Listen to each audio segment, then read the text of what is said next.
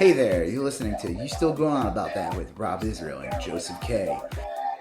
You can find us anywhere you could download podcasts. You could also find us on Instagram, Twitter, and Facebook at YSGOAT. Thanks for listening. I'm Rob Israel. I'm Joseph K. And you still going on about that? All right, Joseph, it's Wednesday, June 8th. It's 9:48 p.m. Yes. It's always 9:48.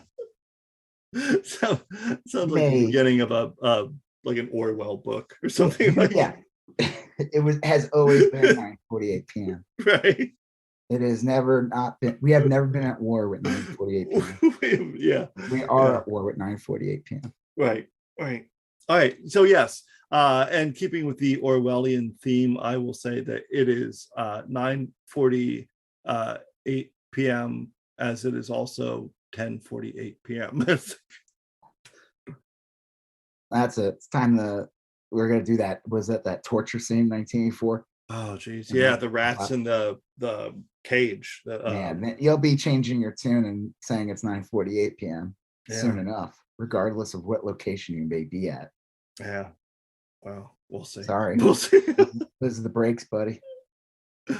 Well, what's it like in the tire town? People's Republic of Texas? Yeah. It is, well, it's weird. Like the weather, totally unrelated to global warming or any human activity. The weather's a little off. It was like relatively cool yesterday, and it was like 85 today. And I think tomorrow is supposed to be 104. So it's going to be in the 90s here. Oh, okay. Yeah. It could get hot here, but I don't think it. I think next week, one of the days is 94. Yeah. Which, I'm shocked because, it's supposed to be chilly all the time. Yeah. No, that's not the case. But I think Texas at night, it's not as bad as New York. I remember when I lived in New York for years, and especially in the city, it never cooled down at night. It could be 98 during the day, and it would be 98 at night. The concrete kind of traps in the heat. It never cooled down, and especially in the city. It never cooled down. And then I moved to Chico, and it could get to like 115, but even at night, it would drop to like 80, which is significantly cooler if you think about it, especially with the sun not being out.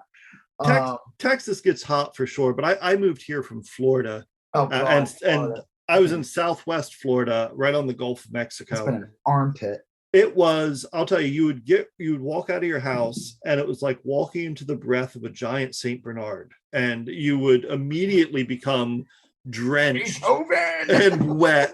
And I'll tell you, and when it would, every once in a while, like it would get cloudy and it would rain, and you'd be like, you would intuitively be like, oh, cool, it's going to rain and it'll cool down. But the rain was just fucking hot salt water that got sucked up from the Gulf of Mexico and poured down on you. Back down on you. It was fucking like salty hot water. It was rough. It was like a science experiment. I remember because I was living in Chico, and then I had that interview at the company, that reason why we moved to Texas to begin with. And I remember taking a plane and getting there late at night the day before my interview. Because I stayed at they brought me out. I stayed at a hotel and everything like that. And I just remember getting off the plane, and I was like, "Oh my god, it's so hot!" Yeah, like getting right off the plane. Like, because even in Chico, even though it was hot, but like at night, because there was no humidity, it would like cool down at least. Texas, I was like, oh, this definitely feels more like New York in that aspect, in that it's just, it doesn't matter. It's hot. Like, well, here it cools down at night. Oh yeah, for sure. Once the sun goes down, it's like, do all the stores, like when you went to, if you're going to stores, do they all have air conditioning, or do some of them still not have it? I don't know. I think most like a real retail place, they have AC. Yeah, like a obviously like a Target would, but I'm talking about like a local restaurant. Stores, they probably have it, but like they'll open the door or whatever if it's not that hot out yet. Yeah. But I think most stores do. Like I said, the one thing I noticed in houses here, especially when we were looking for houses, is that some of them have those where they call, I forgot, there's another word for it, but the real name's called like swamp cooler. Oh yeah, it's like it's that's a pretty close. science experiment. It's like a fucking water condensation kit that you put up against your window or Oh something. God, you know what they look like is they usually have these. They're like usually on top of people's houses, and they look like Mhm. they almost look like an AC, but they're not. Yeah, You gotta be careful with them, man, because they can like a pipe could bust with them, yeah, and hell with that. then I heard like if you have them, like one, they don't cool your house off like an air No, conditioner does. Nowhere. Like I remember people in Chico had them, and which must have been death because let me tell you, like I said, it got to like 115 there on yeah, average in the yeah. summer. Or it could. Um, like you can't put things near it. So like if you have like the vent, you Mhm. can't put like you got to be careful if you put a painting near it because it dampens it. It would destroy like Yeah. it would eventually destroy the frame and the painting. Mm, fuck that. Yeah, I was like, we try to make sure any house that we bought had AC. Yeah, post World War II amenities. Post World. Yeah. Well, I mean, you think about it. I mean, like even like I remember when we were thinking about moving to San Francisco. I had a job interview and I went out there and then I was looking at apartments and stuff, which was I didn't get the job, so it was a waste. But Sure. I remember going there and looking at apartment, and I remember like the guy was showing it to me, and I'm like, "Where's the AC?" Yeah. He's like, "We don't need it here." I'm Mm. looking, I'm like, "Yeah, you're just telling me that." He's like, You "No, don't. man, you're right by the water. Just open the window, you'll be fine there for like an hour." I'm like, hmm. Yeah, no. You know what? I bet you that story probably held true like 10, 15 years ago, but global warming's changed everything. It's hotter here. Could East well, like it gets yeah. hotter in Colorado. Like I was gonna Dave say said, you I really didn't need lived. AC years ago. Yeah, Or not really. I lived in Portland, Oregon, which is notoriously cool, and I lived in Flagstaff, Arizona, Flagstaff, Arizona, which is also real cool. It's like 7,000, 8,000 feet up in the air. It's Yeah, probably it's crazy because you think whenever people think of Arizona, they think of like hot, blistering, the hottest right, part of the country. but Flagstaff's probably comparable to Denver, I or stayed in Flagstaff when we were moving cross country, California to Texas. We yeah, stayed one night, and I remember like I had my computer, and I was like, I can't leave in the car because it's going to be in the low 20s tonight. yeah. It's real cold, but like even then, like neither of the places I had a bunch of different apartments and rented houses and stuff in both places. None of them had air conditioning, and it was generally never a problem. But for like a week or two each year in the summer, it was brutal, You're But like, I I think wish that I had one. week or two now is like a month or so, Yeah, and that's when So you're like, yeah, we need AC. yeah, or at least a window unit for your bedroom or something. I don't Yeah, know. yeah. All right, so What are we talking about, Joseph? we got Besides things like AC and stuff, that's what people tune into. Welcome to you still going on about that air the conditioner. weather. We actually got a lot of stuff. We're going to talk a little pop culture first. We both saw Obi-Wan, Yep, the episode 4. episode 4, and we saw the first episode of Ms. Marvel. Yep, episode 1. And we both watched the series Pistol, which is on FX and Disney Plus. Yep. No, not Disney Plus, Hulu. It's on Disney Plus. I looked. No, it's not. It's on Hulu. No, it Hulu. says. All right. Well, I can't swear because I watched it on FX, but when I Googled it earlier, I watched it on Hulu, not on Disney. It's like almost like there's tons of nudity in it. It's not on Disney Plus. Okay, I'm as we speak, Pistol Disney Plus. I'm Googling it. Watch Pistol, full episodes, Disney Plus. No way. Yeah, it's on the Disney Plus website. Yeah. Promise. I'm looking it up now. Because I watched it on Hulu. So it's on Hulu as well, you're right. But it is on Disney. We can watch it on Disney Plus. Oh, weird. I wonder if it's like, how they have like adult content now, but you have to change your settings or something. I knew they did that because they got all the Netflix shows. All right. Hey, you're right this one time, Joseph. Well, okay. I wish I watched it on Disney Plus, then I would have fucking not have to watch any fucking commercials. Yeah. That would have been like a quicker experience. Oh, that's a good point, because I watched it on FX and I had to watch commercials. Yeah, there's a bunch of commercials. I wonder if it's edited on Disney Plus. I'm telling you, I just can't even imagine what the I mean, there's boobs and like, yeah. but On Disney tons of other Plus, they stuff in probably it. have Johnny Rotten with a Mickey voice. That'd be awesome. Yeah. Oh, he got the heroin. Right. That Sid played his Where's Goofy. Nancy? All right, so then we're going to talk some news stuff. We're going to talk Matthew McConaughey. We're talking about the real we're the real important issue here in Sorry, Texas drag shows. Oh, that's the real problem. That's everything stops. We need to. Yeah, I'm just kidding. Right, we're gonna right. Get that. That's kind of like how the Republicans responded to it. Hey, 19 kids were massacred recently. I mean, thoughts and prayers. Right. There was a drag show in Dallas. Oh my God. Put in 30 different laws. RuPaul is lip syncing to work. So we got we're talking about Kyle Rittenhog, which is it's actually a little Texas angle there too. Yeah. And then we're talking about the Rittenhog thing has to do with the Johnny Depp trial a little bit too.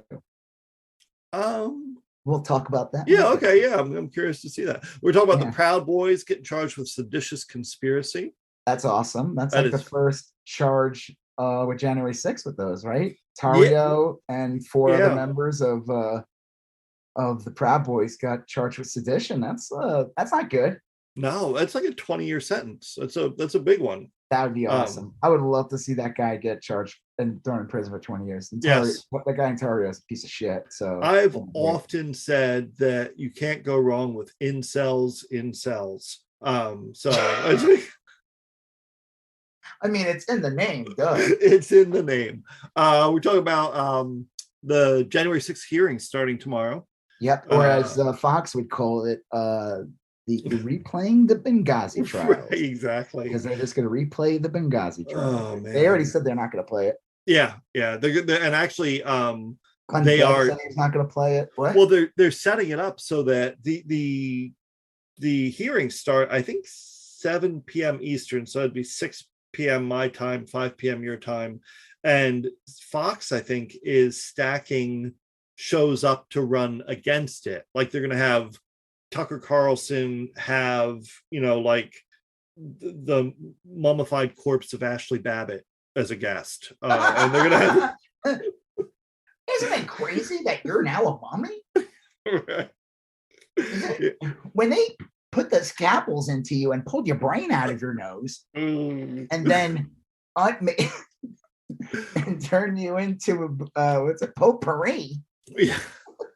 Well, they Tucker Carlson and the other people. I don't know the other shows they run on Fox, but they're going to have guests specifically to run counter to the January 6th trial or hearings. Ashley Babbitt's mom. He's like, the real problem with today is cancel culture. Yes, right. Drag shows. Culture, I mean, getting shot in the head. Yeah. Trying to overthrow the government. Well, okay. So we'll talk about that, and then we're going to wrap up talking about Elon Musk, and his currently failed bid to buy Twitter, and we're going to work on some wink, wink. Yeah, and then we're going to talk a little crypto stuff in there too. I want to talk about the Cybertruck also, because that thing's a piece of shit. Right. That's a joke. That's not anyone who's like anyone that's pushing that is an asshole. No, that is the dumbest looking thing I've ever seen in my life, and it just looks dumb. I was like, coming soon to a neighborhood, coming soon to a highway in your neighborhood, broken down on the side of the road on fire. Exactly. I was looking at the other day and I saw one of those little promoted articles or whatever from like Auto Week or something, and the basic premise of the article is like there's at least 15 electric vehicles out there that cost about between 10 and 20 grand. The electric cars are super affordable now. That's gonna be my next car, or a next car is gonna be at least a hybrid at this point. Yeah, but my wife got a hybrid. I drove it today because some meth head stole my catalytic converter. I hope they got the best meth ever. Yeah, I hope they put the proceeds to their future overdose, and we'll see how they. But the oh god. Yeah, it's a little grim, maybe. I hope they get the help. Or what if it's like you get your catalytic converter, but it's like a scam, and you just get your catalytic converter back in your car. Yeah, I'll take it. You're like, I don't know the fucking difference. Yeah, I'm not going under the car. I'll tell you, you know the difference when you don't have a catalytic converter. Yeah. That's when you. But anyway, my wife's, it drives like a dream. It accelerates just fine. It's a hybrid. So like if you're in street, like if you're at a red light, it basically converts to the battery, so you're not wasting gas. It does a couple things. Like, yeah, if you're idling, if you're just sitting still, you're on electric, which it's silent. And then it runs in electric a lot. Like, you can be driving around town and never use any gas. You know what cars should have? Which is absolutely insane that they don't. Like the top, like they should all have fucking solar panels on them. Or solar panel technology on them. I mean, cars should literally just be fucking batteries that collect energy from the sun. And like it would almost like turn your car into like a hybrid in that process. Well, yeah, that would work real well. My wife's car, and I don't know a lot about cars in general, but the engine kicks on and you start using gasoline when you need to recharge the battery, and then the gasoline recharges the battery. That's how you can drive like 8 hours in this car, because a true electric car will only drive until the battery is depleted, and then you got to charge. Well, it's a hybrid. I mean, it's not an electric car, but it works in a way that, one, you're getting like what, 50 miles per gallon. She drove down to Houston a month or two ago and got like a crazy, like around 50 miles to the gallon, and but she had to like just fill up when she drove back or something. I don't know. I know we filled it up before she left, and I know she topped it off when she's just the kind that keeps putting gas on the car. I know. I never stop at that first click. I'm like, I know you could get it. You got a little room in you. I want that line. I want that line to go over.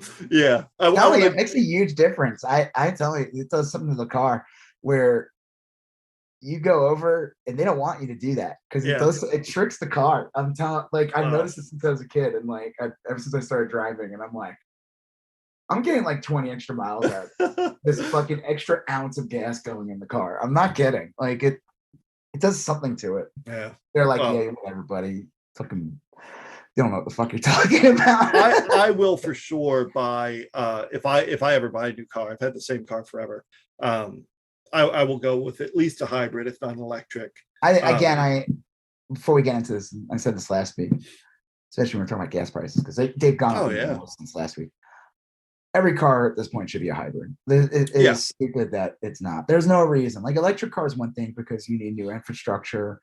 They only can collect like 300 miles. They got to find a way to recharge your car quicker, or find ways to recharge your car, like roads that have like charging on them, or more charging stations at stores, so that if you're in there for a while, at least you get like quarter your electric filled up.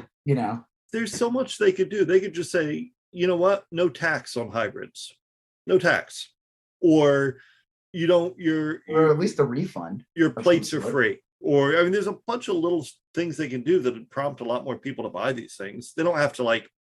I mean, I just think it shouldn't be a special category. It should be the standard. The hybrid should be the standard, and the electric car should be the thing that's like the thing that's still not there yet 100%. Like, it's still not in everyone's hand, but everyone should have hybrid. It's stupid that it doesn't. It doesn't make any sense.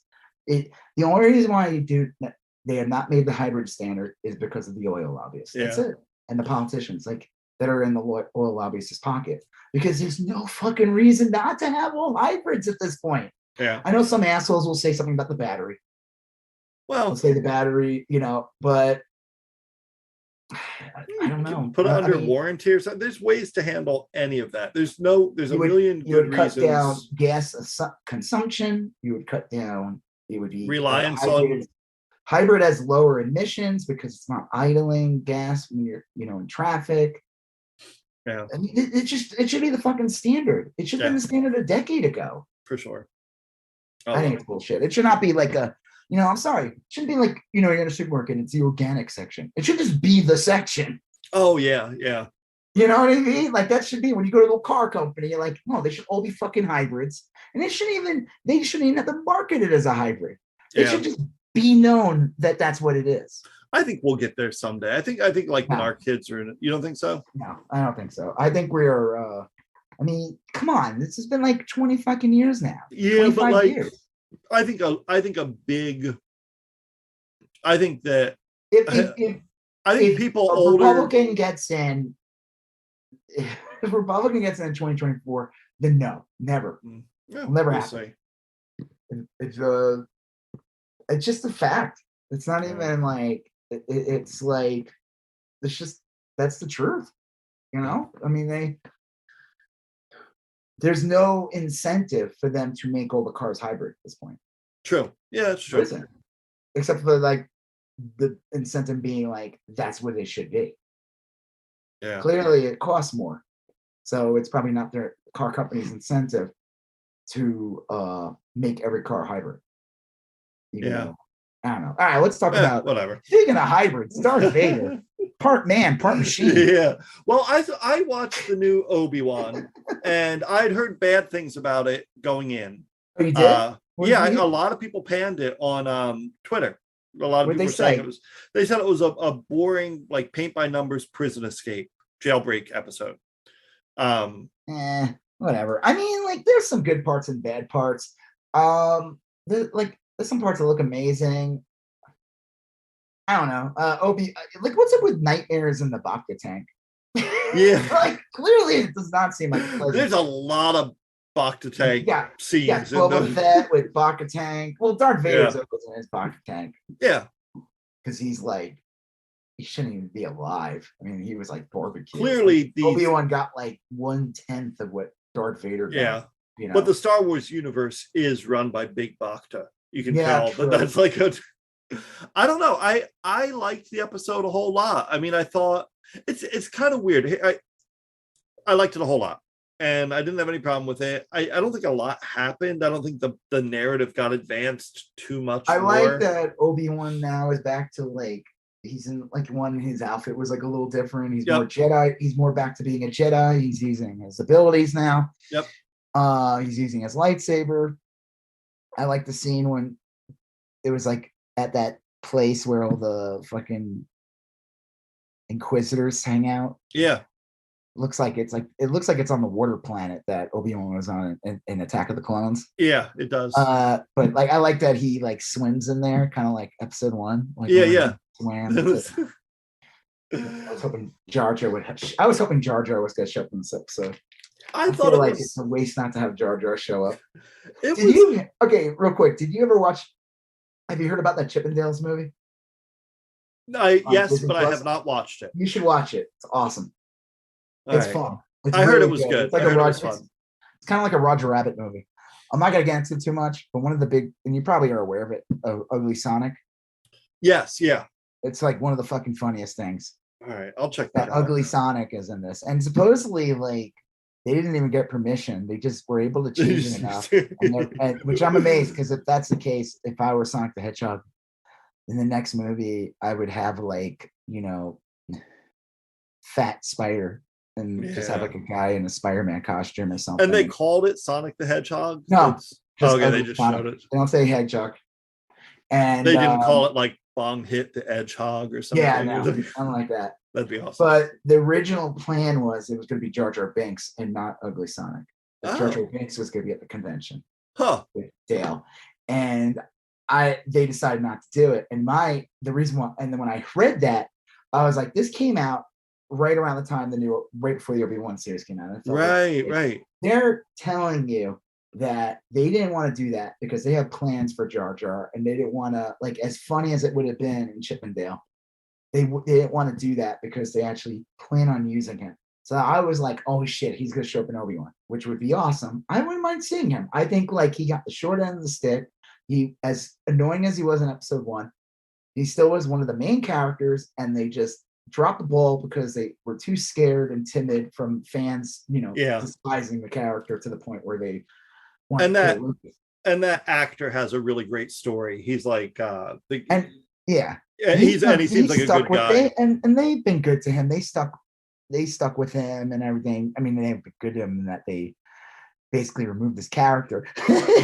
But like I think it'd be a great, like, I thought Jar Jar was great in the Clone War cartoons when he showed up in some of the episodes. Yeah.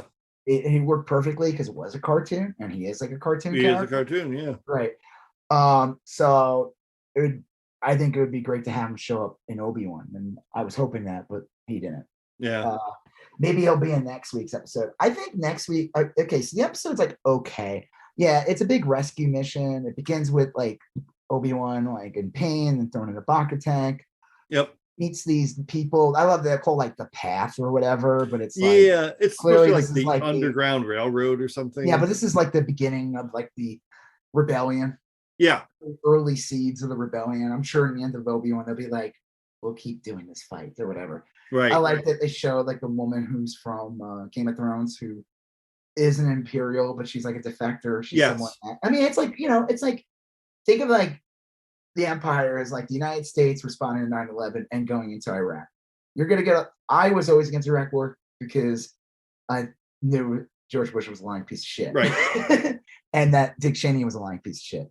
But a lot of Americans went along with it because most of them, one, don't pay attention that much, or they're like, well, the United States was attacked and this might be one of the things that need to be done. And they go along with it. But after like a year or two, some people woke up and realized, this isn't what they promised. Right. So a character like that makes sense, where she's like probably lived in an area that wasn't doing great anyway. The Empire comes along, promises all these things.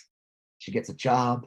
She didn't have that job before. Yeah. You know what I mean? Yeah. But then you wake up and you realize, oh my God, the Empire is horrible. So I like that they show that she's like a defector. And it's like it has a natural feel to it. It really does. And yeah, you're right. That's probably how the rebellion started. Is stuff like that, Of course, our favorite character last week, Freck, is that his name? Was that his name? Who had strong opinion, who had really positive things to say about January 6th. Yeah, he was a dick. He was a mole. The mole guy from last week. He was a literal mole. That guy was awesome. He's like super friendly. He's like, nothing wrong with a little water. It wasn't who did the voice. No, who did it? Everyone thought it was Seth Rogen, but it wasn't. It was Zach Braff. Oh, okay. Scrubs. I knew it wasn't, but the first thing I thought of was the guy who played Cliff from Cheers. I knew it wasn't him, but like that's the affect that guy's the voice had anymore. Once he became a Tea Party member, he got he decided to. What was his name? Ratson. John Ratzenberger. Yeah, he's the pig in Toy Story. Oh yeah, but it reminded me of that, and maybe like some John Candy in it. But I couldn't. I thought it was Seth Rogen at first. I really did, but yeah. Thankfully, it wasn't. No offense to him, I wouldn't mind it. But I'm glad it was not someone else. But it's funny because Seth Rogen is one of the characters in the Chippendale movie. Oh, that's funny.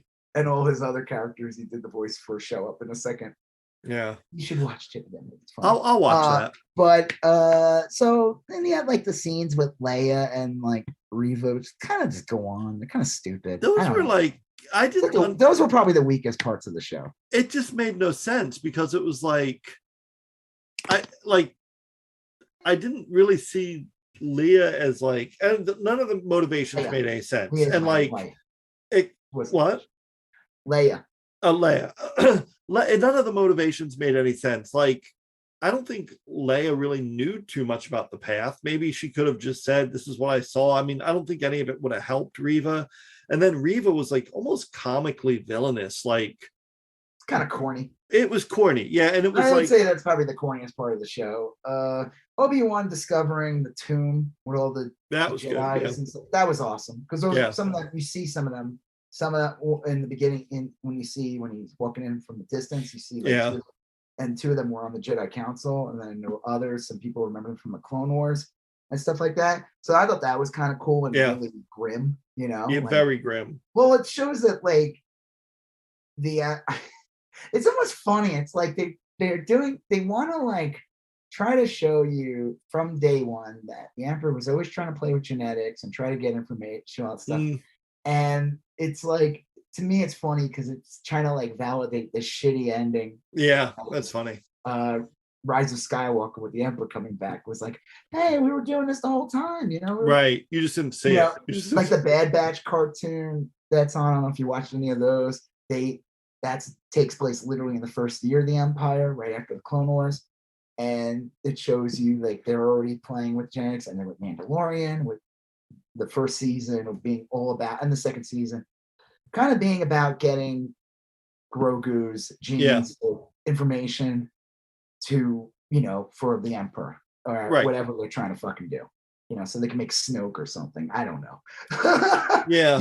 I feel like when they're all said and done, they should, when they get all these shows done and they do a good job on them, they should then go back and redo episode 7 through 9. Well, they could, they could do this shit forever, because I don't know. I thought that scene was cool. I like the scene with the water breaking in, Obi-Wan trying to hold it back. Yep. I thought that was cool. A real nice scene. Yeah. You see what the weird, like, kind of prototype snowspeeder showing up? It was like okay. It didn't look that great. Like, but I don't know. I mean, it's like these shows. This is the problem. The shows. This is a big budget show on Disney Plus. People like they trash. I'm like, dude, it's not a movie, but it's amazing. It's insane how good it is. It's a TV show, yeah. It's crazy good. It's insane how good it is. Like, I'm sorry, it just shows up the movie, and when they make a movie, they have to work like 10 times harder now because, then like I'm trying to think of like what else. Did you notice the one woman that saves them? Do you know who she's from? No, but she did look familiar. Who is that? You ever watch that show, Pen 15? Yeah, I watched like the first Hulu? 3 or 4 episodes of it. Oh god, that's such a funny show. It's such a hard show to watch because they're playing like pre-teens, and then they act on like other pre-teens. It's like so weird. That's funny. But they're so good at it. She's one of them. And it was her, and she was making that sad face, which her character makes all the time in the show. Yeah. And I was like having a really hard time taking her seriously. Funny. Yeah, it was supposed to be a real dramatic scene too. What? It was supposed to be a real dramatic scene too. Well, yeah, because like the one guy died, and they're like, "Holy shit, we didn't think this was gonna happen." It was good. Ice Cube's son was in it. That was Ice Cube's son. Oh, was it? Yeah, that actor who. Like he's the one that was kind of like running things. Yeah. In the end, he's like super pissed that like his friend's dead now. Wow. Yeah, and that was weird because they said his wife got hunted down by the Inquisitors. That's kind of supposedly what she had abilities or something. She was like force sensitive and stuff, and that kind of ties into what you were saying about they're trying to retcon this as like, oh well, they were after these people to study their genetics and stuff like that. Well, I think that was always. I mean, even in the Clone Wars, they did storylines where, and this is like Clone Wars predates the sequel movies by like almost 10 years. And, well, the prequels even talked about like midichlorians, and there's like a science aspect of it. There was a plot where like they were kidnapping Jedi babies and shit in the Clone Wars cartoon. Yeah. Well, this was good. The one complaint I was going to say about it, and it's a real minor one, is that it's so weird. Like previously, and I know Kenobi's supposed to be kind of a weakened, afraid Jedi right now, but previously you saw like a Jedi showed up, and a Jedi was like a fucking wrecking ball. Like a Jedi could take down a ship, where a Jedi could like. Well, they showed her take down a ship. Well, yeah. But a Jedi was like a force of nature. And then even in the first episode, when they were showing the children fleeing the Jedi temple during Order 66, like there'd be 2 stormtroopers taking down a Jedi. And I mean, that was like that in Revenge of the Sith also. Yeah, and in a couple, it's been real uneven. And then you saw like Kenobi in this episode, he didn't struggle to take down 2 stormtroopers, but it's like, it took him a minute. Back into the groove. Yeah. That kind of stuff bugs me. I think stupid, like maybe the armor's different. The stormtrooper armor might be different than like what he's used to. I mean, there's like a whole bunch of factors. I will say my other complaint, which is weird about the show, with like okay, so you have these scenes with all these different actors, but like the one thing that always drives me nuts, and I noticed in Boba Fett too, the thing that makes it look like a TV show is when like they just have like 3 bad guys come at them. Yeah, When that's it should be like 10. And yeah, that's the difference of making it like cinematic. Like you have a ton of bad guys come at him. yeah, And it's like, okay, there's 2 stormtroopers coming at him, he takes them out, and then 2 more show up. And I'm like, right. I mean, come on, you don't have the budget to just get like 4 more For extras just to fill up the scene a little more. It's yeah, like they and did the same thing in the honestly, Book of Boba Fett. They'd be like, especially in that last episode, they'd be like bad guys, but it'd be like 6 guys, and they get taken out, and another 6 show up. yeah, I'm like, are you just reusing the same extras? and honestly, these days you could easily do that. You could CGI them in. You could have You wouldn't even fucking know. yeah. You I could don't know. Whatever. I'm just yeah saying it's something I've noticed, and I think that's the thing that's yeah. it's little things like that that makes it look a little cheap. But then there's parts where it's like amazing. Yeah. It's a weird. It's spotty. It's spotty. There's some really cinematic looking scenes.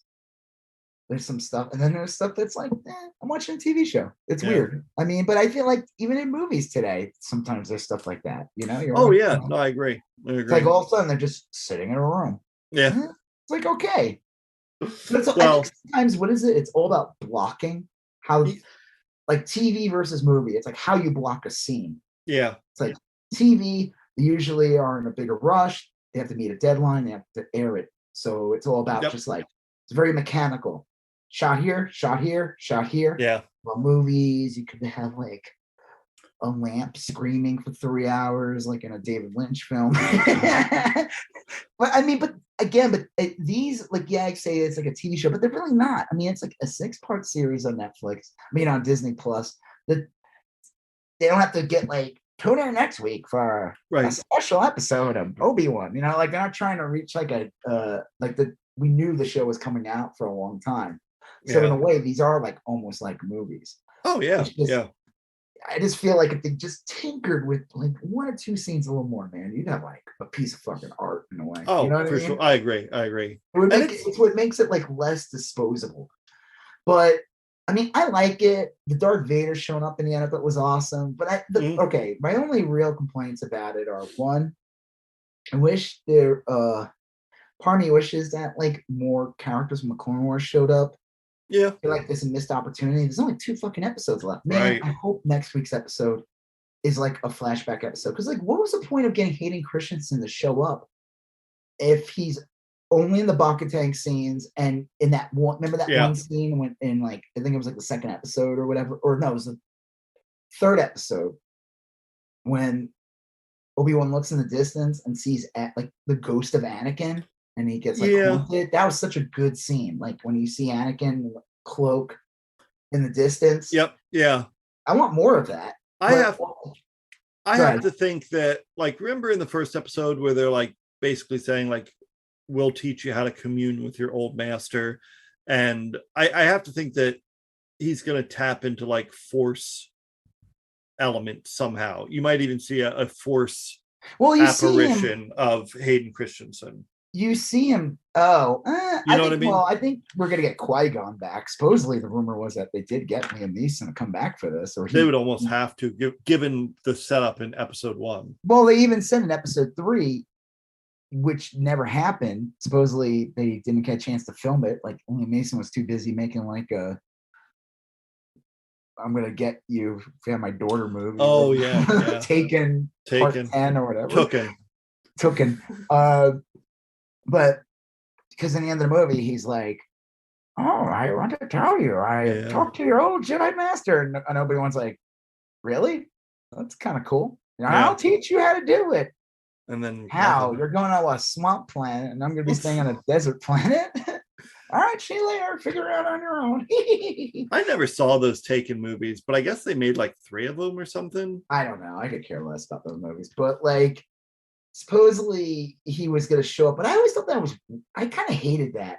Like, I always thought that was just a thing Jedis can do, where they come back, and then you find out that it was like supposedly Qui-Gon's the first Jedi to, even though he was dead, to be able to like tap into the Force and be able to come back, and then he and Yoda. So like, it's not a new thing. Like, Yeah. I mean, it is a new thing that happens Right. literally after episode 3.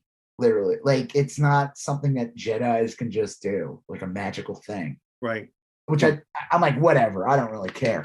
Yeah. But I think the thing that will make anyone go crazy and it'd be a missed opportunity. They need to do like some flashback scenes like the Clone Wars. Yeah, that would be good. Because what's the point of getting like I want to see Anakin again. Yeah. I think that's the thing that would like really set up a finale episode in the 6th one where he fights Vader again.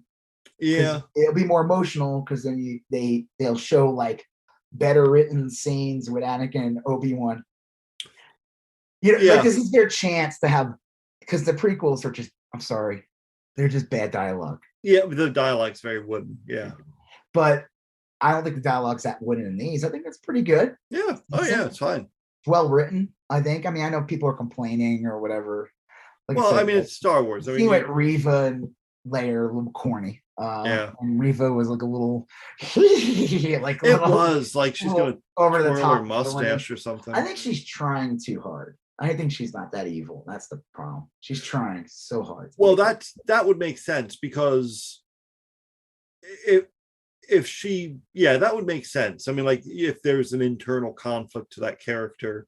I just love that scene. One of the best scenes is when Darth Vader comes in and just fucking force chokes her, lifts her up in the air. He's all pissed off, and he's like, "What the fuck? You fucked up there on." And that other guy, I don't know what's he, brother 5? Yeah, they have. I don't know his brother name. He's like, right. He's like snickering as she's getting choked. He's like, yeah, he's always had it out for her. Yeah.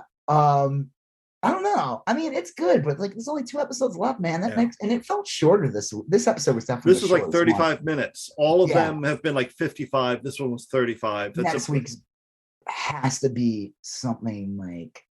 I think for this series, next week's has to be like. This is a perfect opportunity. Have a fucking Ahsoka show up, a younger Ahsoka. Yeah, that'd be great. Like have Vader, fucking Anakin show up, and like the Jedis show them at like. That'd be a great like flashback scene, and like. But the problem, okay, here's the problem with the show. And this is where we have a big issue, is that with the Leia problem is clearly Reva knows that Leia is Darth Vader's daughter. Yeah. Right? I'm assuming she knows, right? She basically said it. Well, that's why she knew to, if you kidnap Leia, we could get Obi-Wan to come out because he knows that she's important. He's gonna come, we're gonna get him out. That's how we're gonna like. You know, I don't like try to get a rat out of a hole or whatever. That's basically they use Leia as bait, basically. Right, but does she know that it's Vader's daughter, or does she just think it's someone important? She knows it's Anakin's kid. She said, "I saw the logs." Yeah, you're right. But she's clearly, if that's the case, she's keeping, and supposedly she was one of the younglings in the beginning of. Right. They showed there's a reason why they showed the temple getting attacked in the beginning. Clearly it made, I mean, because what's the point of showing that? What is it has to do with her, and she clearly knows that Anakin's Vader. She's aware that Anakin's Vader because she says to Obi-Wan in the second episode, Anakin's alive, Anakin's alive, and he's Vader. Like she's aware. Most people don't know at all that in the comics they even showed it too. Like anyone knows Anakin's Vader, he fucking kills them. Like, right. Because no one's supposed to know this. It's like Anakin's dead. No one can know that Anakin turned into Vader. And like, so you have Leia there. So it's like this weird, like how, but Leia, so Leia has no clue. All she knows in the original trilogy is that Vader's a bad man. Right. He's evil. That's my estranged dad, and he's a dick. But I know I could change him if I just, no, she has no idea. Luke tells her in the 3rd movie, Return of the Jedi, that like I'm your brother, and Darth Vader is your dad. Yeah, the guy who helped blow up Alderaan. And it's like, but in this series, you have her there, and they're gonna run into Vader again. Yeah, that is a weird one. Yeah. At some point, I mean, unless like Obi-Wan does some fucking mind wipe on her in the end, which might be the case. kind of Could cheesy. be. Yeah, that is a I little. do like. I know some people like. I think she's great. I think having Leia there is a great addition. I think it's like it was a great twist. I'm glad It's a really good twist. They made, again, just like with Grogu, they made sure to keep that a secret. No one knew. They put it in the advertising when they showed Luke in the distance, like going pretend to be like he was doing a pod race. Pod race. And it was like it was a complete bait and switch, but it was a good. That was good. So we'll see. I mean, it was okay, but I feel like in this episode you got to see Obi-Wan kind of get back into the groove. Another thing, and I was thinking about this when I was watching the show, which is where the sequel series failed miserably, and I hate using that term. Failed. It is a big fail, but it is a huge failure on their part in that costume changes. Oh yeah. I mean, just from toy purposes, fucking Rey wears the same scummy outfit, just different shades of beige and taupe. Yeah. Like, dude, put her in a fucking rebel pilot outfit. Put her in a fucking like different outfits. Yeah, fatigues or something. Yeah. That's what the fucking main purpose. Obi-Wan is in like 6 different outfits already at this point. Yeah. Like he was in his outfit in the beginning, and then he has like a different outfit when he's like going against Vader. That I liked his Imperial disguise with Leia on and then she like peeks her head out. Yeah, like, that was good. Again, I just find that hard to believe that little girl's supposed to be 10. She feels more like she's like 7, 6 or 7. Yeah, she's a very young 10. I mean, like, yeah, she doesn't act 10. You know, she acts 10 younger. Is not that. I mean, it's young, but it's not like. No, she seems more like, like a 6 or 7-year-old. Yeah. I don't know. Whatever. Well, she's short. And she looks and acts like Carrie Fisher to some degree. Like let Carrie Fisher. It's well done. I know people were complaining, saying like, "Oh, I don't like that they use the similar outfits." Oh, shut the fuck up. Yeah, who cares? Yeah, okay. Let's talk about Grogu for a second. He's literally wearing a Muppet Babies version of Yoda's outfit. He's literally wearing a baby version of Yoda's outfit. I think that's like the funniest thing. It's like Yoda wore this like scummy little robe. Yeah. And Grogu is literally wearing the baby version. Like it's cozier and it's like a little sack. Well, now he has the Mandalorian chainmail armor. I think that's really funny. Yeah, that's awesome. Yeah. All right. Well, we gets into badass armor. That show's not coming back till 2023, right? February next year. Fuck that. It'll be funny if we're watching Mandalorian, but then like Boba Fett comes in and he's like, right, takes over. And then there's like 2 episodes of Boba Fett. But it's not even. But then it's not even Boba Fett. It's that biker gang. The mods. I would love that. That would be I would love it just because I know it would make like certain of fandom's heads explode. I'm surprised they didn't have like a mods. They didn't like do a mod spin-off thing. You know, I mean, that seemed like it would have been. Why they didn't? Well, everyone hated them. It only came out like barely a year ago. Yeah. And the other thing is, I think people hated it. Yeah, I thought they were fine. I liked it. You know, I thought it was great. I thought the girl was great. I mean, yep. I don't know. Yeah. It's cool. I don't know. Like people like, this doesn't look right. I'm like, shut up. Right. Like, what? Okay. I guess you're like a Tatooine sociologist or something that like it's supposed to be a universe. Not everyone's gonna. Right. It's like more than 4 outfits. Like and 3 vehicles. First of all, they never saw the Droids cartoon. Because the Droids cartoon had characters that kind of looked like that. Yeah. All right. So yeah, it's good. But like I said, I think next episode is very important. For the show to really. This feels a lot like Moon Knight in the sense that like I was real hesitant to really say I liked the show throughout the first 4 episodes or so, and then episodes 5 and 6 kind of pulled it together real well. Yeah, so it did. Hopefully, it's the same. I think there'll be a lot of missed opportunities if other like we need to have some of the prequel trilogy characters or Clone War characters pop in. Yeah, even if it's just a flashback. It'll be good. I think it would really make the fans especially the younger fans, like, and I don't mean younger, I mean like they're 30 or 20s now. People who grew up with the prequels and grew up with the Clone Wars cartoon. I think their heads will explode if they even just have like 5 minutes of Clone Wars in it. Yeah. All right. So next up, Miss Marvel. We also watched Miss Marvel. I like there is so much to like about it. Yeah, I liked it. I loved the it was a good introduction episode. Yep. You got to see the family, got to see her friends, got to see how she is in school. I loved it was Jersey City. I loved that it was an interesting, diverse cast. Yeah, I like that. It's nice to have, like, you know, the showcasing, like, it's a Muslim family, like, and they put that front and center. It was is kind of a cool setting in Jersey City. It felt lived in. I know you and some Spider-Man vibes to it too. I like the animations a lot. Yep. I like that, you know, she's a kid and she's into it, and you got to see like the perspective of people that live in this universe. Yes, yeah, for sure. Like it made the MCU feel more lived in now, and like this is how they're responding, and it's like it's weird. It's like a different kind of fandom because it's like it's not like Marvel Comics, right? It's like this is a world where these heroes really exist. And it felt that way. They go to this convention, but the convention's like weird. It's not like Comic-Con. It's like a weird like who's putting this together? You know what I mean? Yeah. And they have like all the props and everything, but like they're not props because it's supposed to be real. But it's weird. It is weird. I like the Ant-Man toys. I don't know. I found that kind of funny. Yeah. There's like a scene you see like Ant-Man toys. Like there's a lot of Ant-Man stuff in there. There's the giant Ant-Man head. Well, that's Giant Man. Oh yeah, I'm sorry. Yeah, but in the beginning, it's the same character. He turns to Giant Man. They talk about Scott Lang's podcast and stuff, which I thought was.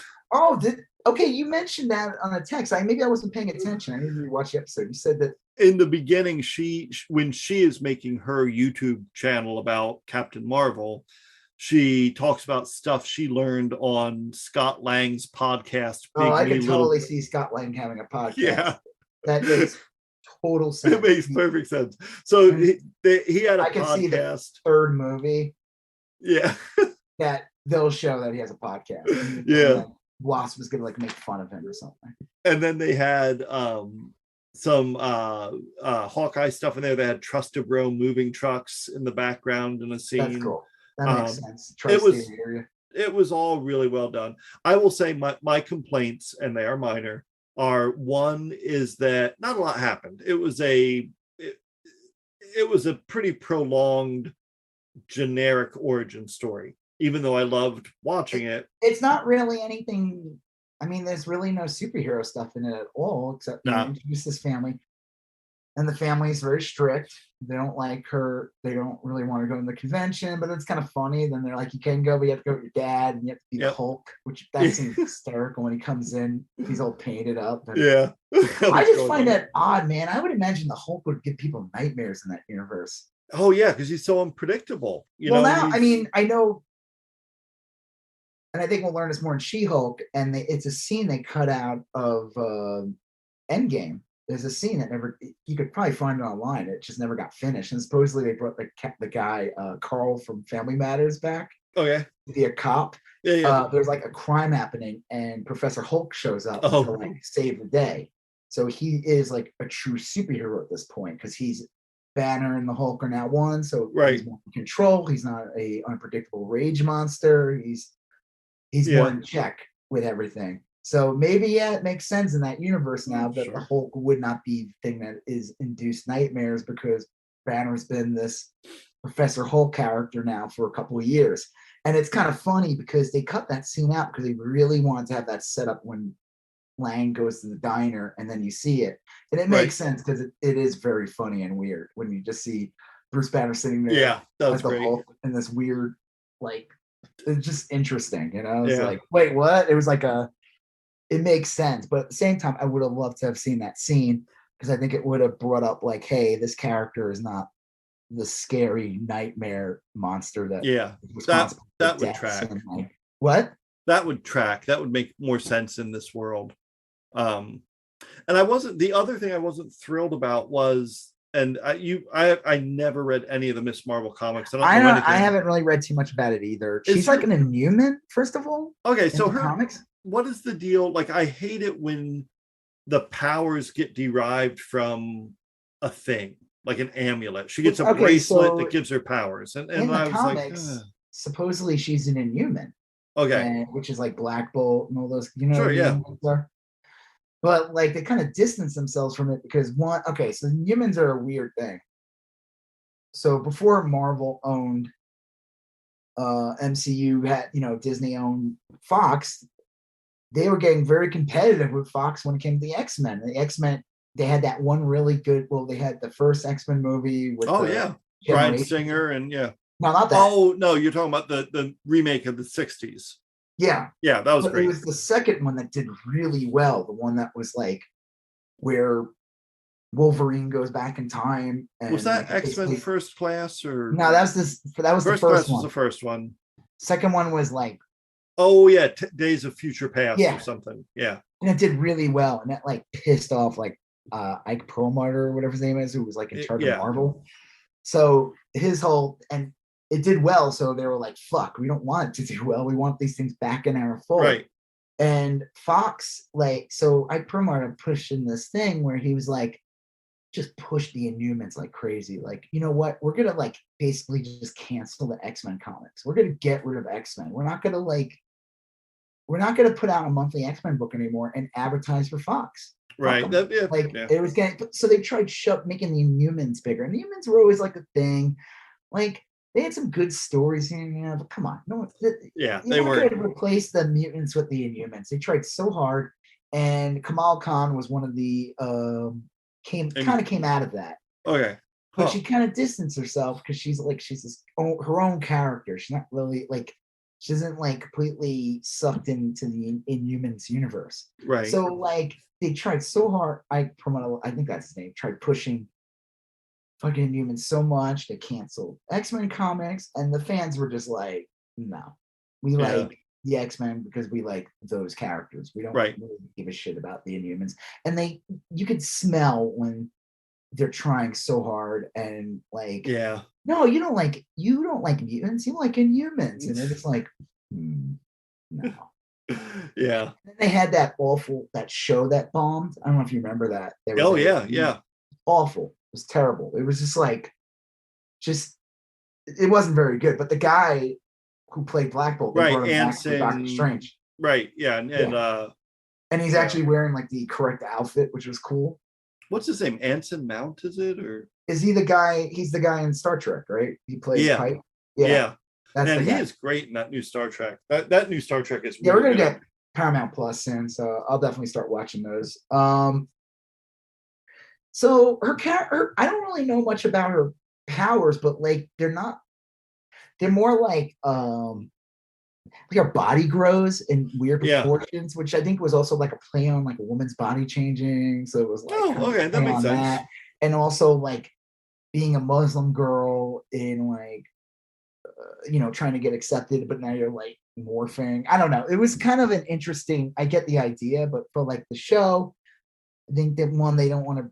Since they've kind of distanced themselves from humans, it's like they wanted to make like basically tie her more into the Captain Marvel mythos. So she has this amulet, like this bracelet, or what do you call that? It's like a band, or goes around her arm. And you find out it's her grandmother's, and the mom kind of talks about her grandmother, and she was like some weirdo or something. Yeah. But clearly her grandmother must have been something, because that thing has powers, but there's supposedly ties to Cosmic. Remember in the end she says that about Cosmic? Right, yeah. Like there's a Marvels movie coming out. I don't know if it's this year or next year, but she's gonna be in it. Like it's gonna be her, it's gonna be Captain Marvel, Brie Larson. Yeah. The Monica Rambeau character is gonna come back from WandaVision. That's the next movie. That's why it's called Marvel. I mean, that's why the show's called Miss Marvel. They wanted to like it's weird because her character ties into Captain Marvel a bit. Because Captain Marvel in the comics used to be Miss Marvel. That was her name. Yeah. Carol Danvers. It's kind of an interesting thing. What they did was like she was Miss Marvelous, but she was introduced in the Captain Marvel first or second issue of Captain Marvel ever. She's introduced to it. So she always had ties with the original Captain Marvel. And then she eventually gets her own powers and she got her own series. And then like within like the early I would say like around 2008 or maybe later, Marvel realized like, well, one, we need to stop calling her Miss Marvel and actually call her Captain Marvel and like make her a little more like they were like obviously looking at movies and stuff, like we need to like we don't have enough like DC always had Wonder Woman. Yeah. It just always had it, and Marvel has lots of female characters, but they never really had their own like Wonder Woman. Yeah. And that's what they were trying really hard to do with Captain Marvel. I don't know if it's been a success or not. I don't know. So Miss Marvel kind of took that name, Kamala Khan. Yeah. She took over the original name. And but like I said, I think in the series, and it's only the first episode, and like you said, there's really not a lot that happens. Like, I mean, super heroic wise. Right. And a lot of the stuff that they did spend time on, it's like, look, you could have just told me she was a 15-year-old girl and I would have filled in all those blanks. Like, I know what problems. Yeah, but I like the interactions with the family. Yeah. I like the family stuff was great. The guidance counselor was great. Like, she's not popular, but she's also not pathetic. Like, she can handle herself somewhat. Like, there's people are just dicks to her, but like she can. And she has friends. Yeah. She has friends, and she's not weak. It's more just like, this is the shit I have to put up with. I like that one girl that she's like, they're saying, kind of implying they were better friends when they were younger. Like Zoe, was it? Or the one that shows up in the sexy Miss Marvel outfit, which is really funny because her outfit, and it's funny because Kamal Khan's all about like her friend, or they were all about like making the real authentic outfit. He made these like laser lights so she can really be like the Captain Marvel we know in the universe. And then she dresses up like a con babe and literally wears what Miss Marvel wore in the 70s. Yeah. Thought that was really funny. I'm excited about it. I asked you ahead of time if it felt young, like it didn't feel like I was watching some like shitty Ariana Grande or one of those awful like Nickelodeon shows that my son would watch when he was like 4 or 5. Right. Like it didn't, it wasn't like Clarissa Explains Herself or whatever that crap, like it felt like yes, they're clearly trying to get, like, this is definitely a perfect show to get someone who's like 13, 12, 11 to watch. Yes. But I don't, as an adult, I don't feel dumb. Exactly. I don't feel stupid watching it. It felt like a show I wouldn't kind of like slink down into the couch if my wife walked in and caught me watching it, like some of them like, just Pixie left this on. Like it's definitely not Moon Knight or Loki. Right. It is definitely more, it definitely feels younger, but it fits into the MCU so far. The acting, they're bringing in characters, as they showed in the end, that are in the MCU. Obviously, the stuff they're going to talk about, it's going to be more geared towards a 15-year-old girl. Yeah. But like I said, it's not, like I said, it's not my favorite show in the world, but it was well done, and I'm not like embarrassed to watch it. Yeah, I thought it was real good. It was entertaining. The episode moved. The pacing was good. Yeah. And it's something I haven't seen before. Like I said, the lead actress looks really great. She feels like a normal person. She looks like a normal person. That's why I think the casting is great too. The joke is like they didn't get like someone that is like, I don't know how to say it. She just looks like a typical kid. Yeah, she does. Yeah. I'm excited to kind of see where it goes. We'll see. We did watch one other thing. I caught the first couple episodes and then suggested that you might like it. We both watched. I didn't realize you were talking about Pistols. I guess, did you finish it? Yeah. Okay, yeah. I didn't realize that's what you were we're talking about. I keep thinking it show's called Sex Pistols. I forget the show's literally was called Pistols. Yeah, it's just called Pistol. Yeah. Yeah. And I think now the weird thing is, it is based on Steve Jones's memoir. So this is the Steve Jones version. It focuses mostly on him, Yep. And it's 6 episodes. It was made by Boyle. What's his name? Danny Boyle. Danny Boyle was famous for like what was that? Like the movie with the $1 million, like it was Who Wants to Be a Millionaire? Slumdog Millionaire. Yeah, he did that one. He's good. He makes good movies. They're very British centric. They're very like. Well, yeah, he did Shallow Grave and Train Spotting. He did do Train Spotting. Yeah, he's good. He did The Beach. Did he do the second Train Spotting? Yep, he did. Okay. His highlights are Shallow Grave, Train Spotting, The Beach, 28 Days Later, Slumdog Millionaire, 127 Hours, which was I didn't see that. James Franco, where he hits on young girls. Yeah, no. Oh wait, no, that's not. That was real life. I mean, the one where he's stuck on a rock. Yeah, then he like sawed his own arm off. I never watched that movie. I felt like I didn't want to see it because I'm like, I know what happens, and he's stuck on a rock. I don't know. I'm sure. I didn't see it for the same reason I didn't see Into the Wild. I know how. Yeah, I didn't see that one either. I know how it ends. Like why? And I know that it's obviously if you watch it, you're like, oh, it's gonna have flashbacks. Yeah. And shit. It's gonna struggle, but I'm like, yeah. I don't care. Well, the reason I had been debating back and forth, like, do I want to watch Pistol or do I not want to watch Pistol? Because there's a ton of great TV out there, and that's like a 6-hour time commitment and whatever. Well, my son was into it, so if we could get him to sit down and watch a show that isn't us watching YouTube crap with him, like Stevie T or any of these other fucking people, then I'm more than excited. And it had the Sex Pistols and everything, so I was like, yeah, I'll watch it. So I mean, I don't want to get into it too much. I mean, it's a biopic. I think like a lot of these biopics, it's even though it's 6 episodes, the first half is always the best part of these things, and then when they are successful, it gets kind of stupid. Yep. And it's like their downfall. And then kind of where are they now? And I don't know. And then like Sid and Nancy was famous movie. So it's like, like I said, it mostly focuses on Jones. But the interesting thing I wanted you to talk about, because I didn't know any of this, you said Johnny Rotten's been in like a lawsuit with them for years? Yeah. Johnny Rotten is sued all these people. he's pretty litigious, and he sued to try to get Pistol to stop getting made. He didn't want it over. And I'm just reading off the little Wikipedia entry. It says in 2021, while the series was still in production, Sex Pistols frontman John Lydon criticized the series and then sued them. Steve Jones and Paul Cook had to sue Lydon to allow the Sex Pistols music to be used in the series. And then apparently like everyone else associated with the Sex Pistols, Glenn Matlock and Paul Cook, I think it was, also sided with Danny Boyle and Steve Jones and said, you can use the music.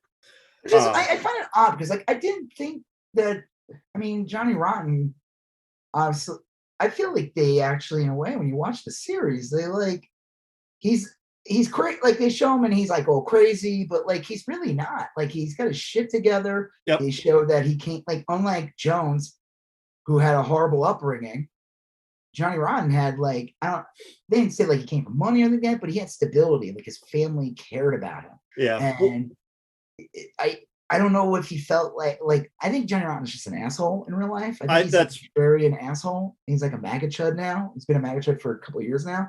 Yeah. And I don't know what, I think he's just being a pain in the ass trying to get attention or whatever, but like I didn't think he came off bad. I mean, first of all, I think like from the Sid and Nancy movie that came out years ago, they always made it sound like maybe Johnny Rotten like hated Sid Vicious and like felt like, because he's supposed to be the lead singer, it's supposed to be about him. And when you think of Sex Pistols, you really think about what everyone thinks about is Sid and Nancy. Yeah. Like and you could probably blame Malcolm McLaren for that or something, you Sure.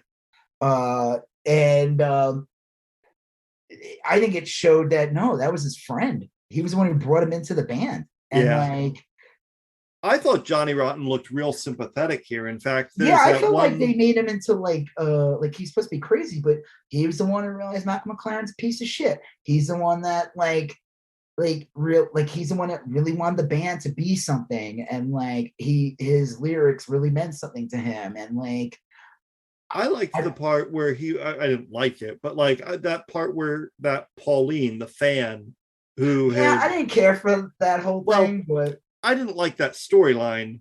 Apparently that is a true storyline from that time, but like Johnny Rotten was the one who was like, he took the time to listen to her, and he kind of like was nice to her, and it just painted him as being very sympathetic. And he was talk about like the working class people in England and everything, and like they show him with the kids, and like that one scene where the band plays for like they were like, I forgot who these kids were. They weren't like orphans, but they were like, I don't know. He seemed like as much of a piece of shit that he tried to come off as, like, but it was mostly like a lot of it was theatrical. Yeah. He seemed like he had his shit together. He seemed like it was probably a pain in the ass, but like at the same time, he was very serious. And I find it odd that he would sue them. I don't feel, I mean, like, what? Because it's mostly about Jones, but I mean, like, I think he's just being an asshole.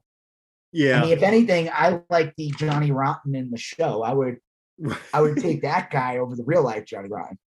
Yeah, he's a much better person than the real life Johnny Rotten. I don't think the real life Johnny Rotten. I think the TV show Johnny Rotten would see right through Donald Trump. And he'd be like, this guy's a fucking grifter, just like Malcolm McLaren, you know, like. I liked the movie. It was weird. Like, you have to, for me, I was debating whether or not I wanted to see it. And then my buddy Ben out in who we had talked to before, he did some movie work. Yeah, I remember that. He was saying how it's basically like a Danny Boyle film, you know, and then I was like, okay, I'm not really watching a documentary about the Sex Pistols. I'm watching Steve Jones's perspective of Steve Jones's time in the Sex Pistols, interpreted by Danny Boyle, who turns that into one of his movies. And then I was like, okay, this is just like a cool movie with characters I'm familiar with. And that's probably why Johnny Rotten hated it, probably because it did focus on, because it's like, then if you're new to the Sex Pistols, you now think this guy's the guy who started the band. Yeah. But I think the great thing about the Pistols movie, one thing about Jones is, and that shows like, well, why was Jones felt so indebted to Malcolm McLaren? Well, because Malcolm McLaren saved his life. Yeah. I mean, got him out of jail. Yeah. Johnny Rotten comes from a stable family. If the Sex Pistols didn't fail, he'd still have a home to go to. Yeah. While what's his name? Jones, his first name? Steve Jones. Steve Jones had a abusive father that did some really disgusting shit to him. Yeah. Sexual abuse and like and just a broken family, and like the mom wouldn't stick up for him, and he was he's not accepted, and he does not have a place to, he can't escape. And Malcolm McLaren's one that, and that, what was it, Vivian Westwood and everything, they gave him like refuge, and like, Malcolm McLaren's one that got him out of jail, and like so of course he's gonna feel indebted to Malcolm McLaren. And also, but even Johnny Rotten brings up, like, he hooked you up with like the flight, we're staying on a shitty butt, like, that was kind of funny. But I think Johnny Rotten in real life, that whole thing's, well, I think Johnny Rotten in 2022 is a different, I think he's just doing what he's famous for doing, which is just being a dick. Yeah, I think he's like, a contrarian. If anything, he's what, you're suing the show because like they made you out to be like a sympathetic character. Yeah. I mean, like, I do like, the other thing I do like about it is that when you think of the Sex Pistols, what do you usually think about it? Like, it's a manufactured thing that like one and done boy band. But it wasn't. It really wasn't. Yeah. No, I agree. I'm just saying, like, that's normally. No, but I mean, that's how everyone perceives it. They trash it. and they say that it was like a Malcolm McLaren project to sell clothes, but it really was a band. I mean, I would say when Sid Vicious gets thrown in, then it becomes a joke. Yeah, but yeah. like Steve Jones has those guys that he's in with a band. Oh yeah, and they were good musicians. He just couldn't be the front man. Yeah. That's when they brought Johnny Rotten in. But to me, I was like watching, I'm like, this is like any other band is created. I mean, yeah, it really was. It's not like it's like the Strokes or something where your dad bought you a band. Guy's dad is like in charge of like one of the biggest like publishers or something like that. Yeah. Well, like, these guys were still like working class people or poor or whatever from England, and they were generally punks or they were generally into that music. Yeah. I like the original bassist who, if he actually stayed in the band probably would have actually stuck around for years, but because he didn't have it. He wore glasses. That's why they got rid of him. He's like, oh no, that was the other guy, the other bass player. Oh yeah, the first one, Wellesley or something. Yeah, all right. The one that Sid Vicious replaces, because the guy was on to McLaren shit. Like when it came to the contract, like, it's good. Like I said, I don't know if I recommend anyone, but I think if you don't know much about the Sex Pistols and you don't care to know, like, if you're not like a music obsessive purist, it's a great show. It gives a good vibe. Not Aria. What's her Aria name? Grande. No, the girl from Game of Thrones is. Yeah. That one character, she's looking around with the boobs out. I think she was wearing something. I don't think that was her when they showed her. I don't think she was really walking around with her. Yeah, because it's got like cellophane or something over it. The girl who played Chrissy Hynde was great. I didn't realize Chrissy Hynde was that big of a part of that scene. I looked it up later, and that was like a legitimate from Replacements. No, the Pretenders. Oh, you talking about? Yeah. What? Chrissy Hynde. Pretenders. Yeah, you said Replacement. Replacements. I said you're right. Then I thought you said the Avengers. I'm like, what? The Avengers. She's the Revenge. Not like, dude, that woman was pretty. The girl who played Chrissy Hynde. Yeah, she was real pretty. And then they had Susie Sue in there, which was kind of cool. It's a fun show. I liked it a whole bunch. And they all were based on like real people. Yeah. I mean, the guy who played Malcolm McLaren, he was also in Game of Thrones. Yeah. Oh yeah. You're right. He was the one that leads Bran. Is that his name? Yeah. Which is the crippled one? Was it Bran, the crippled? Yeah, it was. He's the one that leads him to the Crow or whatever. Yeah. The Greenjoy or something. He gets killed. And his sister. Oh, that's funny. That's funny. I've seen that guy. He's been in tons of stuff. He was in that chess show. Queen's Gambit. Yeah, he was like the guy who. You're right. Kind of like a hustler. He would like hustle people and shit. Oh, that's funny. I don't know. I liked it a lot. I saw Steve Jones play live once. He had like a super group. Do you remember this? He toured with Duff McKagan from Guns N' Roses. I think I remember this. And the drummer from the Cult and Andy Taylor from Duran Duran. I think I remember this. I do remember some like weird. They were great. And they came married? out. He was married to her, wasn't he? No, I looked that up. He was not. He got married a couple times, but he was never married to Chrissy Hynde. I thought the actor who played him. I don't know what the guy looks like. I think I looked him up. They don't really look, but the guy who played him was great. You know, it was good. It was entertaining. Like I said, it wasn't my favorite. Like it fell into like the same trap that all these biopics do. The setup's the best part, but man, once it like and the whole Sid Vicious thing was like a little weird. It felt truncated. Like it really like. But I like too that it wasn't just about that because it really is like the last. That's like the tail end of the band. It is. It really is. That's good. So I would recommend it, but only if you go into it knowing what we just But I didn't know that about Johnny Rotten. I think that's funny. And you said he tried to sue to stop the music, but he doesn't even own the rights to the music. Yeah, I guess there's some weirdness of it. I didn't read all the court articles or anything, but like essentially at the end of the day, the other three band members agreed. They basically outvoted him. And that's how the music got allowed. I think he's just he's a dick.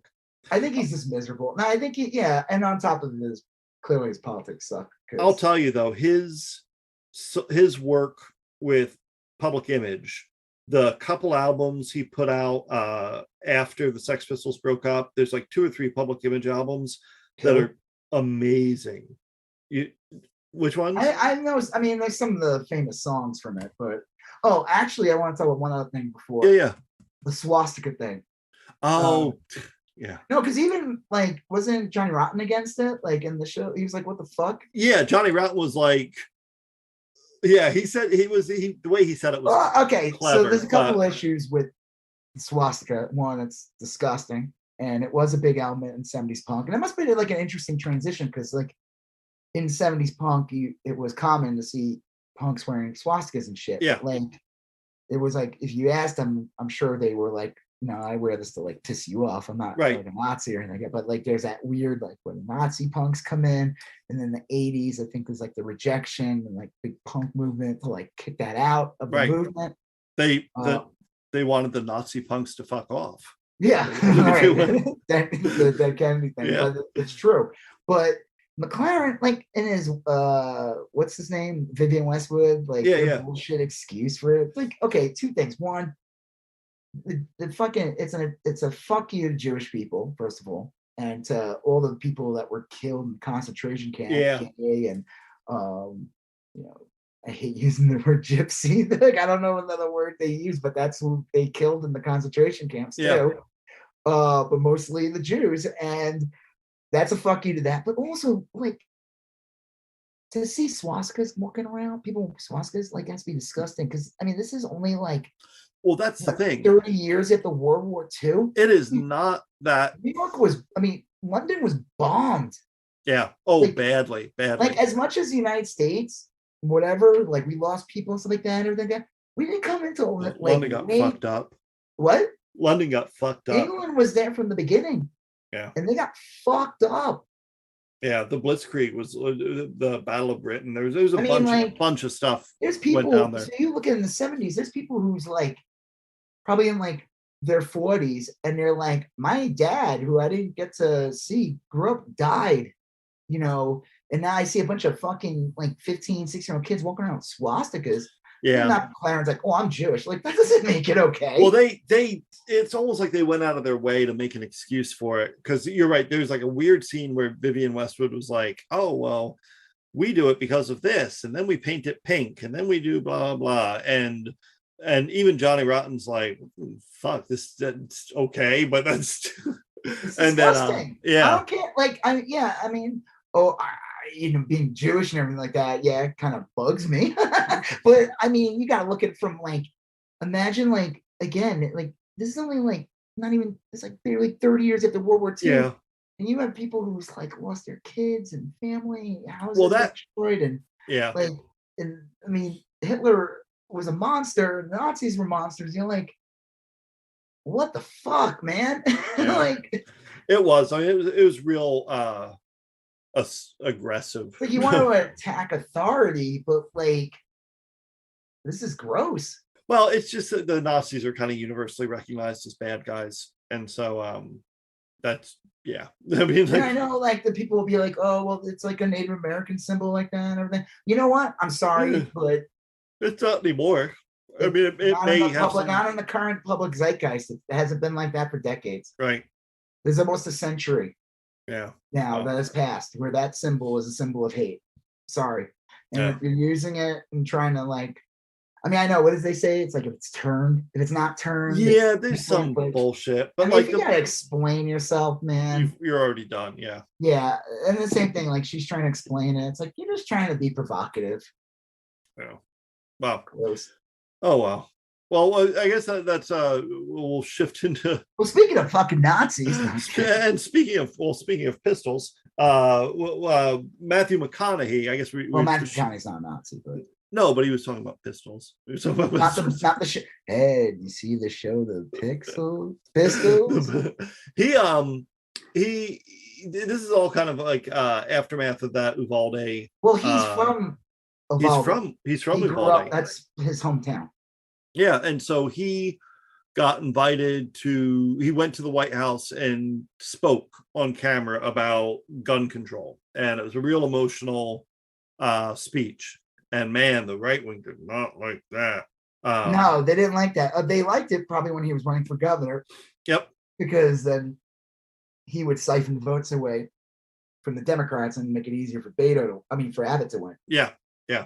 But they don't like him now that he came out and said, he basically said like he has guns, right? I think he said that. Yeah. He's like, we need to have regulations. Like he called it out. Said he said it's bad. Yeah, well, and my favorite is it was one guy. It wasn't just one guy. It was all the right wing messaging.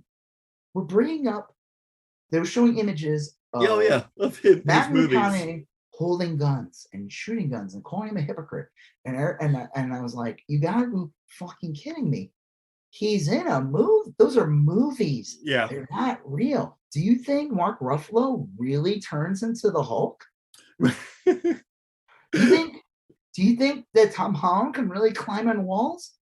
Well, the weird thing for me that I heard he could. That's why they hired him. They're like, we're gonna save so much money on effects. Weird thing for me is that like I think like, look, people like me and you might say we want to ban weapons of this nature, and something right, but like the vast majority of people really don't have a problem with guns per se.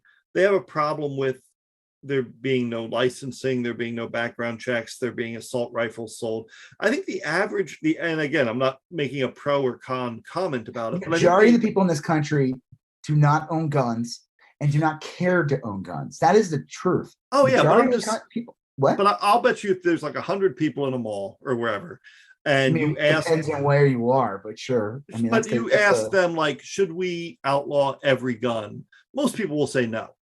I'm not saying, but there's no legitimate reason for anyone to own an AR-15. Right, but that's my point. Is that the right wing turns it into this all or nothing argument, saying that if you demand a background check, or if you say maybe we shouldn't sell grenade launchers, then what you're really saying is that nobody should have guns, period. And no one is saying that. I can't think of on top of it, they say dumb shit like laws don't work or trying to put in laws that take away a woman's right to choose. Yeah. And why is that? Because they know laws work. Yeah. It just doesn't make their arguments are always just tailored to that law argument is bullshit, because the guy who got the guns, the kid. Yeah.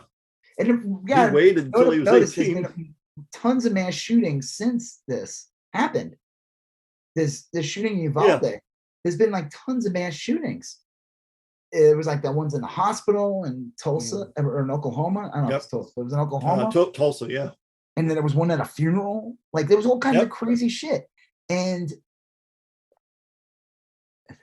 the guy legally acquired the weapon. Yeah.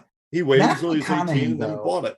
As great as him coming out and saying all this, and I'm glad he did. He needs to come out and endorse Beto.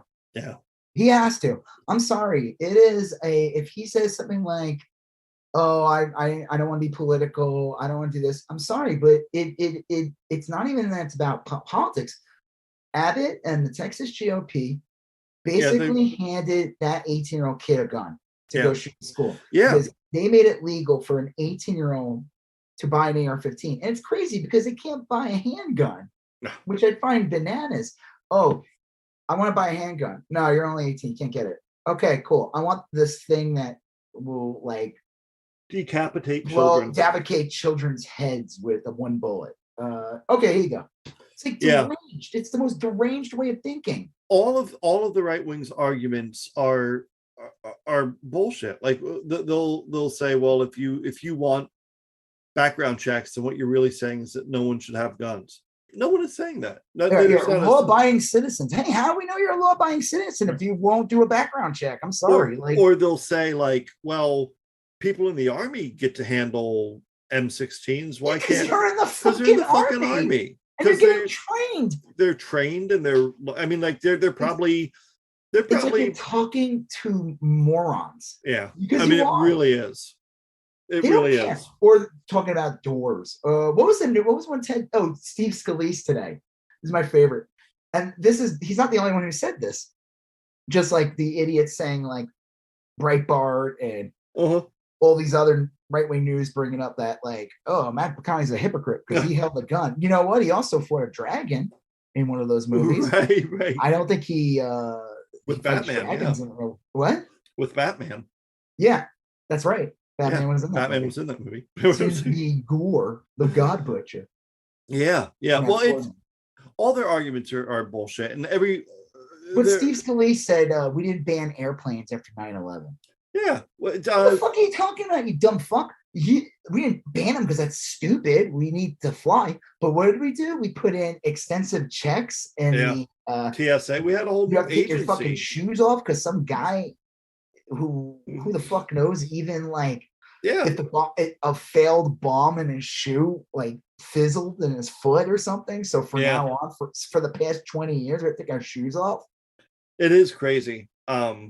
I don't know. I keep seeing people talking about how this time feels different. I don't think this time feels any different. I think we're going to get the same bullshit nonsense. Now, I do think, and it's frustrating as hell being a Democrat, because Mitch McConnell came out today and said we need to pass this law to protect Supreme Court justices.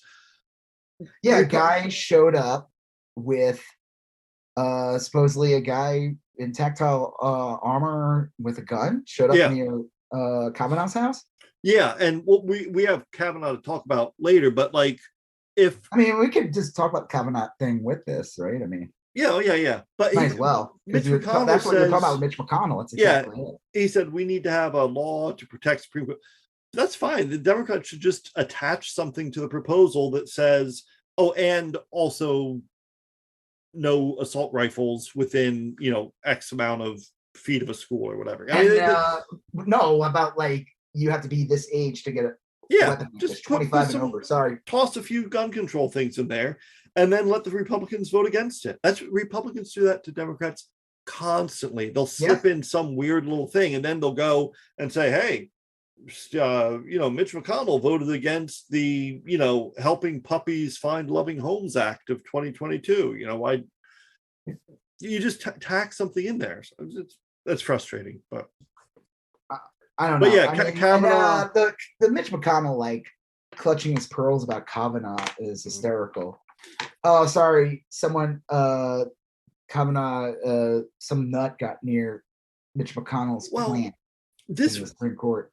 Yeah, no, this was a weird story. So ever since the abortion memo got leaked, the Supreme Court, the right-wing Supreme Court people have been very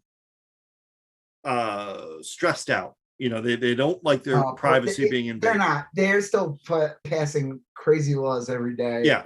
Or they did one recently where like border control can like I saw that house and just kill you like like if you have a gun or something, which is hysterical because like that's pro gun.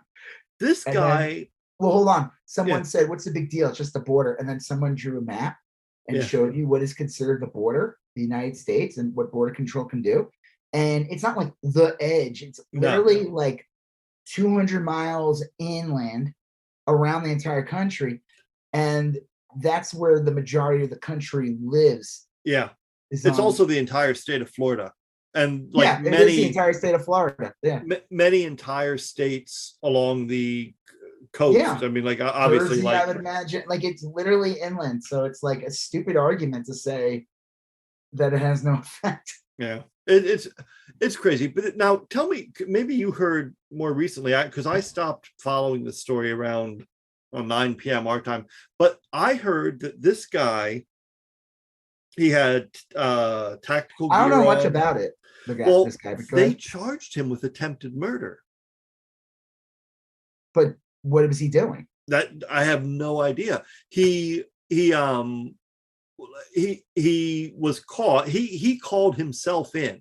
He called and said that he was in the area and he had made threats against the justice. and he had all this paraphernalia on him. Anyway, they arrested the guy, and he's in jail right now, charged with attempted murder of Brett That Kavanaugh. guy, if he showed up at like a women's rights march or something like that, they didn't give a fuck. I don't think they'd even take him into custody. I think they wouldn't even care. They'd high five him, give him a water bottle. But because, no, I'm not even a joke. It's true. But because it's their precious Kavanaugh, it's like, we're here to change the entire Constitution. Well, the Brett Kavanaugh will make a court ruling and say that there can be no buffer zones on abortion clinics. You can protest an abortion clinic literally at their front door, but not my front door. But not my front door. and you know, he has no problem flooding entire communities with guns. Someone shows up with a gun on his neighborhood. Yeah, dude. This is what do you think was going to happen, buddy? This is when like, this is the you're legalizing these weapons, and I mean, like, okay, you know, I made that drawing that says like the myth of the good guy with the gun. Yeah. Like, it's a myth. I'm sorry, but like, if you're buying these weapons, what are you doing with them? Yeah. What are they for? And the thing is, when they go and shoot and kill someone, they did exactly. Yeah, it's just they did exactly what it was supposed to do. What is it supposed to do? What do you need it for? What are you planning? It's like those photos of all those nuts with like hundreds of guns that floated around on Twitter a couple weeks ago. Yeah. It's like, dude, that's stockpiling. Well, 30 weapons, 50 weapons. What are you doing with that shit? You could literally arm a gang, a fucking small army with that shit. That's stockpiling. To be clear, you shouldn't, and we can't live in a country where you can threaten judges and go to their house with guns and shit. I mean, I don't want to give that impression at all. But no, the frustrating chaos everywhere. The frustrating part is that Kavanaugh, Gorsuch, a lot of these right-wing judges are creating these conditions.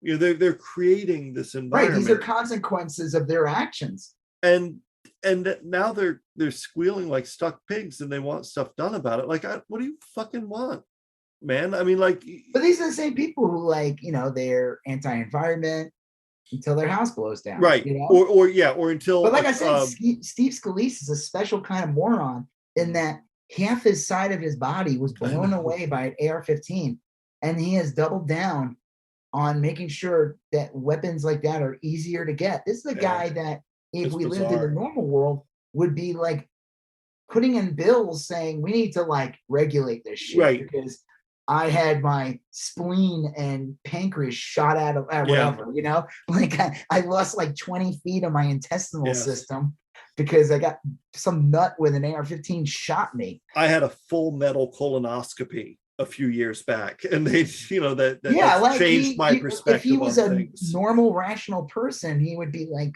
putting in bills on TV talking about, like, I mean, fuck, if Reagan got shot today, right, with James Brady and everything like that, the Republicans today, they wouldn't be talking. It'd be the opposite. We need more guns.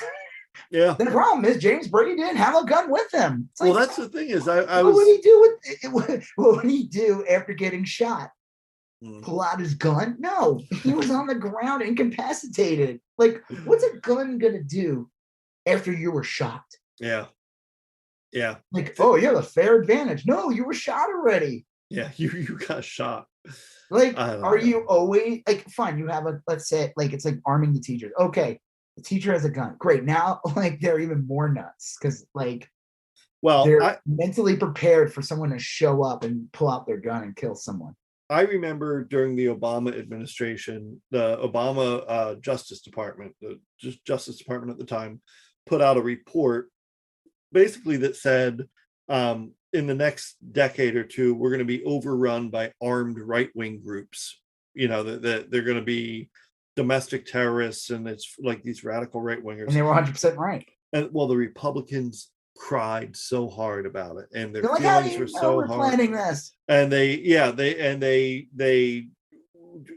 disavowed and the report got like buried, and none of the recommendations were followed. Of course, and then not. Why would they be? Then like within a year or two, you have the fucking Bundy family shooting rangers out in Idaho, and you have, I mean, it all of that shit happened. All of that shit happened. Wasn't that Oregon? Yeah, you're right. It might have been Eastern Oregon. But all of this shit has started to happen, and you have, dude, Bush and the Republicans let the assault rifle ban sunset in 2004. Just as in that decade, they saw that the numbers were dropping in those kind of deaths. Yeah. Like, I'm sorry, but like, if you're a hunter, you're not using AR-15. Of course not. Because you want to either eat the meat or have it taxidermy and put on your wall or whatever. Yeah, like, yeah. Right. I think hunters, they need to use AR-15. So you go to their house and you just see like whole, like a fucking. It's like hunting with a hand grenade. This shit, dude. What? It's like hunting with a hand grenade. You know, I mean, people don't do that. Well, I don't know. It'll be interesting. Get the meat off the tree. Get the meat off the rock over there. Give me the spatula. Have a delicious dinner later. A lot of people are predicting that once the Supreme Court's going to rule on this relatively soon, and historically, summer. What are they going to rule on? The abortion case. Oh, they still haven't ruled on that technically. I mean, we know how it's going to happen, but it hasn't been decided yet. Historically, summers are very dangerous times. Well, I mean, look at the George Floyd protests. All of this shit happens in summer. Like that's like a historical thing. In like even in Romeo and Juliet, the Shakespeare play, back in the 1600s, a lot of the stories would say like this happened on the hottest day of the year. You know why though too? Besides, heat sucks. Makes people not think correctly. Yeah. A lot of people want school's out. Yep. And a lot of people are either off, they're not as busy. Yep. Their minds are racing.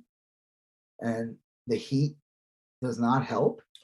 Our minds don't react well to hot temperature unless you're a fucking lizard. And and there's always some kind of awful thing.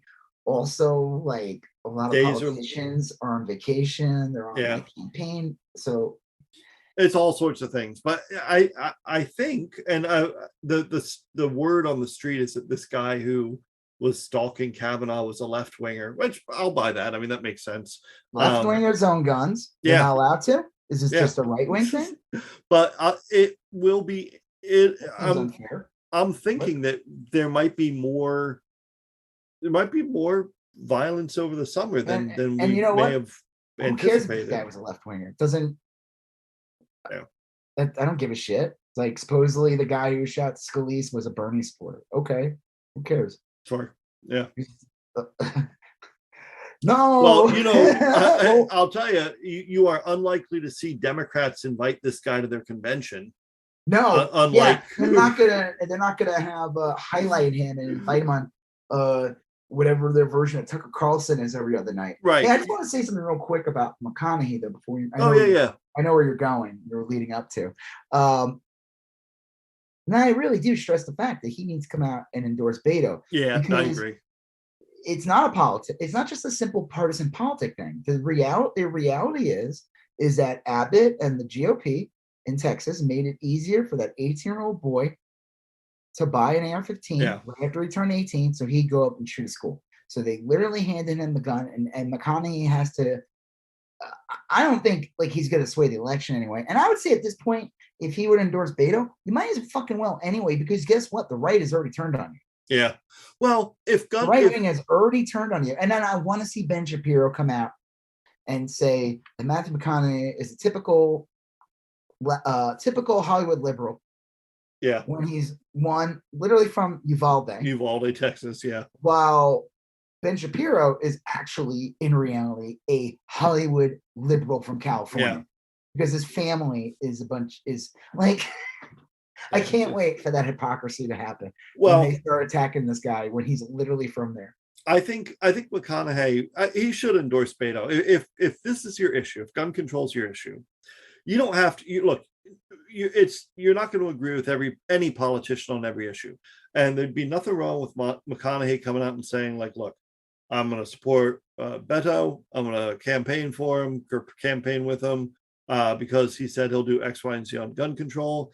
And I disagree with Beto about whatever he disagrees. Say that. He can if he wants to. He can just say, look, yeah, he could. But I disagree with him about trains, or whatever the hell. Yeah, exactly. And this issue right now, he's the one that is going to do something versus the other guy who's going to make it worse. Every time anytime one of these things happen, the right wing comes out and just says more people need to have guns. Yep. They just want to throw more guns in the situation. It's always the answer. It's like, dude, so you want more dead people? Because that's where it goes. Well, and then they'll say it's a mental health issue, and then they'll wait for things to die down a bit, and they'll cut mental health spending. More people showing up with guns near judges. That's how you get the right wing. It is gun regulation in. I'll tell you. I mean, if these incidents of gun violence were happening at country clubs, or if they were happening at judges' houses, or if they were happening at churches, you might get a little action. But if it's at some school, and it's usually some but Steve Scalise, the second most powerful Republican congressman, I think he's like second in line to McCarthy. Yeah. Had his fucking guts his whole side blown out. And he's still fucking advocating for guns. Like, it's insane. It's like, dude. That is crazy. And again, it's like the argument of like, okay, so you have a gun, but guess what? The guy showed up and shot you while you were playing baseball. Right. You have a gun on you when you're playing baseball? With like I mean, it's the stupidest argument. It's like, you were already shot. Who cares if you own a gun? You're dead, or you're maimed, or you're out. Yeah. The argument, like, well, I'll pull my gun out and I'll take him out because I'm a good guy with a gun. No, you're not. It makes no sense. You're shot. The argument is not to be like, I mean, it's so stupid. And it's like, how many incidents are we going to have where more of these incidents happen? It's like, there's no good guys with guns. They don't exist. I'm sorry. My gut on all of this is that the Democrats need to look, if you want protections for Supreme Court justices, same protections go for schools. If you want to make these federal laws saying that like you can't have a gun on a Supreme Court justice's street or something like that. Then you know what? You can't have a gun. Can't sell guns to kids under 21. Yeah, they need to tie those issues together. If gun violence is a problem, then that was the other bullshit. Was all the right wingers, and I was posting one thing I would see all the gun nut people would say is, oh, haha, those were gun-free zones where the killings happened. Ha. And it's like, if everything was just, if we just allowed guns everywhere, none of this would happen. Clearly, it's the most stupidest, dangerous, dumbest thing ever. Speaking of stupid, danger, and dumb, Rittenhog, turd shit. Rittenhog said that he went on Tucker Carlson. Yeah. And I guess inspired by Johnny Depp's monumental win against the Me Too movement, as the right would like to think. Okay. He felt, because basically what Johnny Depp's case was an attack on Amber Heard, like what, defaming him, basically. Yeah. So Kyle Rittenhouse, famous for killing two people, killing a couple people. Yep. He cries too. He cries a lot. Well, just on command during one time. Right. And it's very fake. He demands that the media should pay a price for, and that let me see if I can find this one tweet he wrote. It's like this guy is such a piece of shit. It's unbelievable what a piece of shit he is. Like, he said, without any irony whatsoever. Yeah. find it. This Dude, I follow this other guy, this fake Rittenhouse account. Jesus der Super Jew. And he just tweets things with oh God, this is like I need to stop following this guy now. Like, I don't even know if he's just trying to piss people off or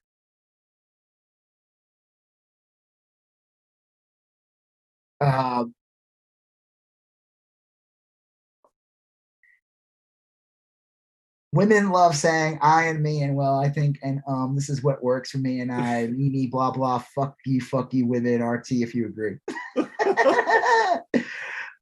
Nice. Where else? Peace to my legal team and political backers. This isn't him. This is the fake account.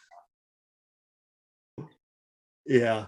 Pros love me like I'm a Sosa. Got the work out of in Kenosha, across the border just to float you violating on some OSHA. Oh, Jesus. Wait, no, he had one good one. Just got accepted into Retard University. I saw that.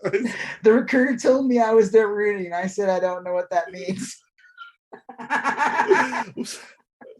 That's the only. That's why I they're going to stop following him though. That it peaked their fake Rittenhouse. So let me. Okay, where did he? I gotta see if the real Kyle Rittenhouse. I want to find the actual.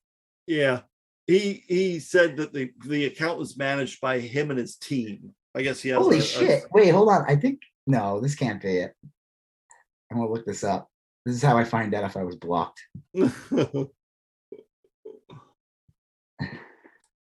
Yeah, I don't think because he was okay. I'm not blocked. He doesn't come up. No, I've been blocked by several right-wing personalities like Jack Zodiac and shit. So I figured we're taking on Facebook. Zuckerberg defamed me and spread lies about me in a video. He did. Zuckerberg, get the fuck out of here. We're here to prove that his reckless actions aren't protected under Section 230. Get the fuck. Ew. Sarah Gonzalez. He's like on shows, this little shitbag. It's time to make the media and big tech pay for what they did to me. I want them to think twice before defaming another kid.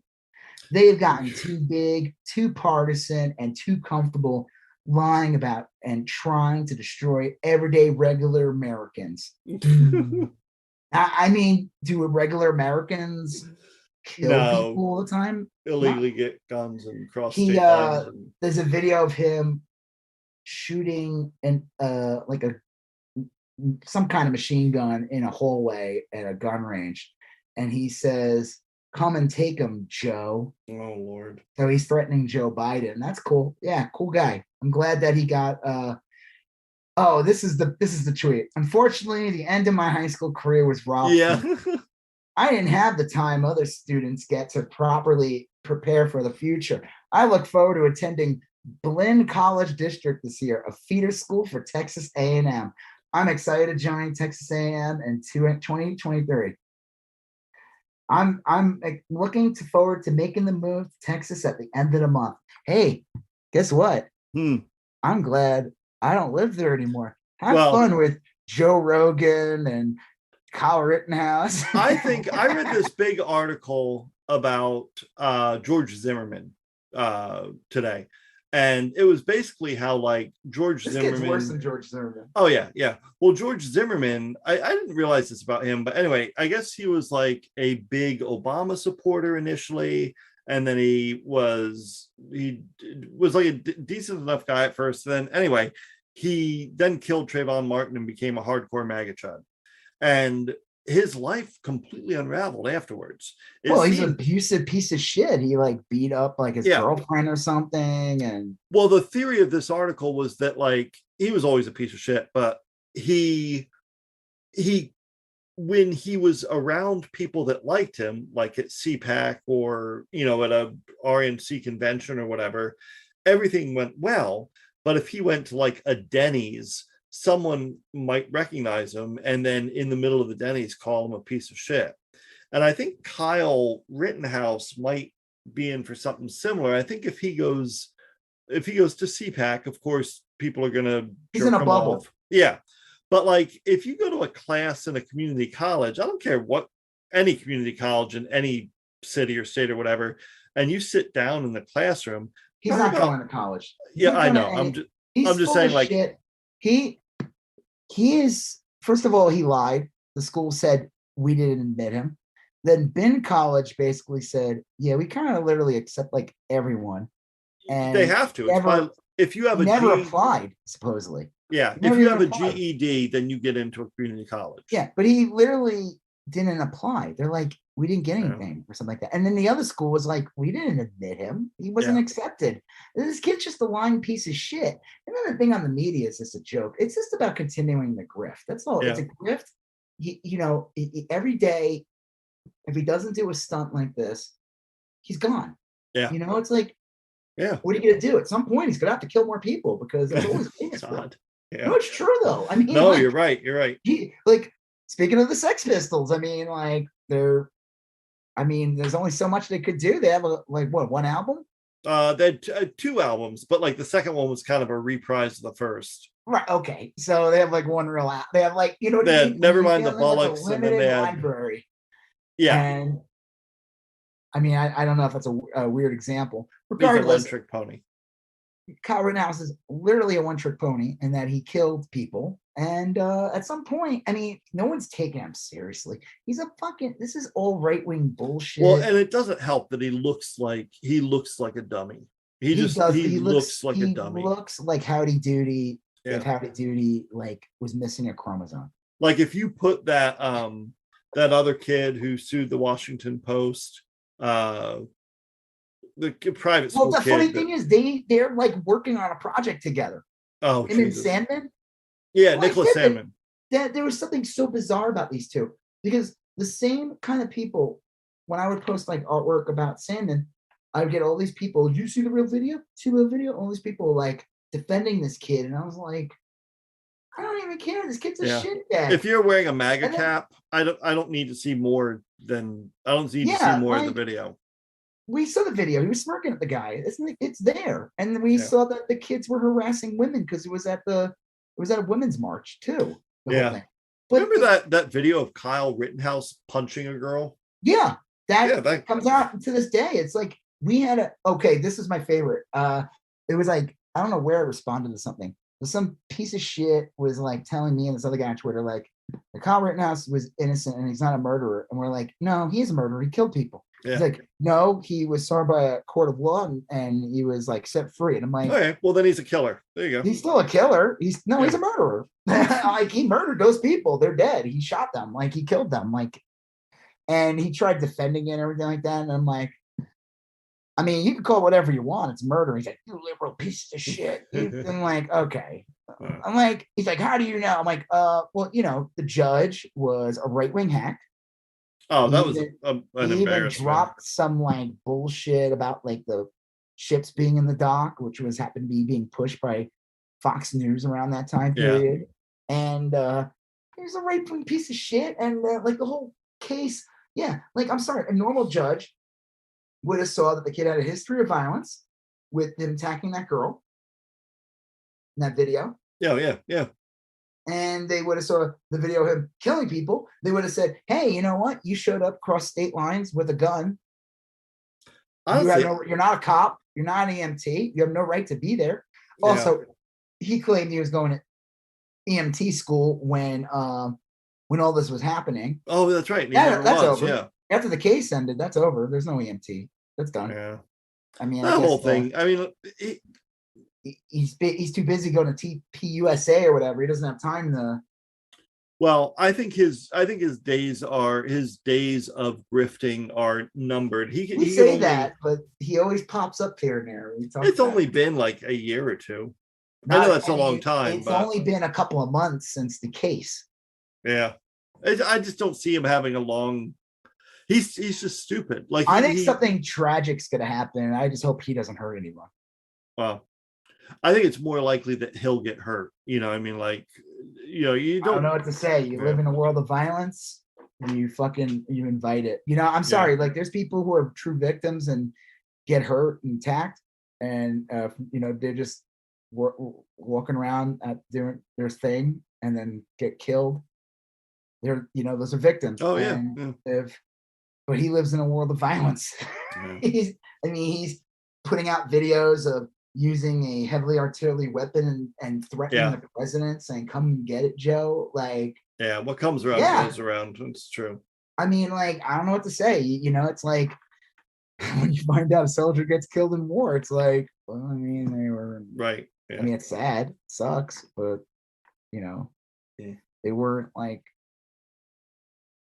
working at a restaurant. Yeah.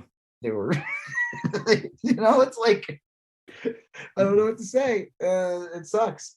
Yeah, well, about no war. I mean, I don't know. That kid's a piece of shit. There's really no other word about it. I mean, speaking of pieces of shit, one of the things Rittenhouse was famous for too, was, he went to jail for a few months, got out thanks to Ricky Schroeder. Oh yeah.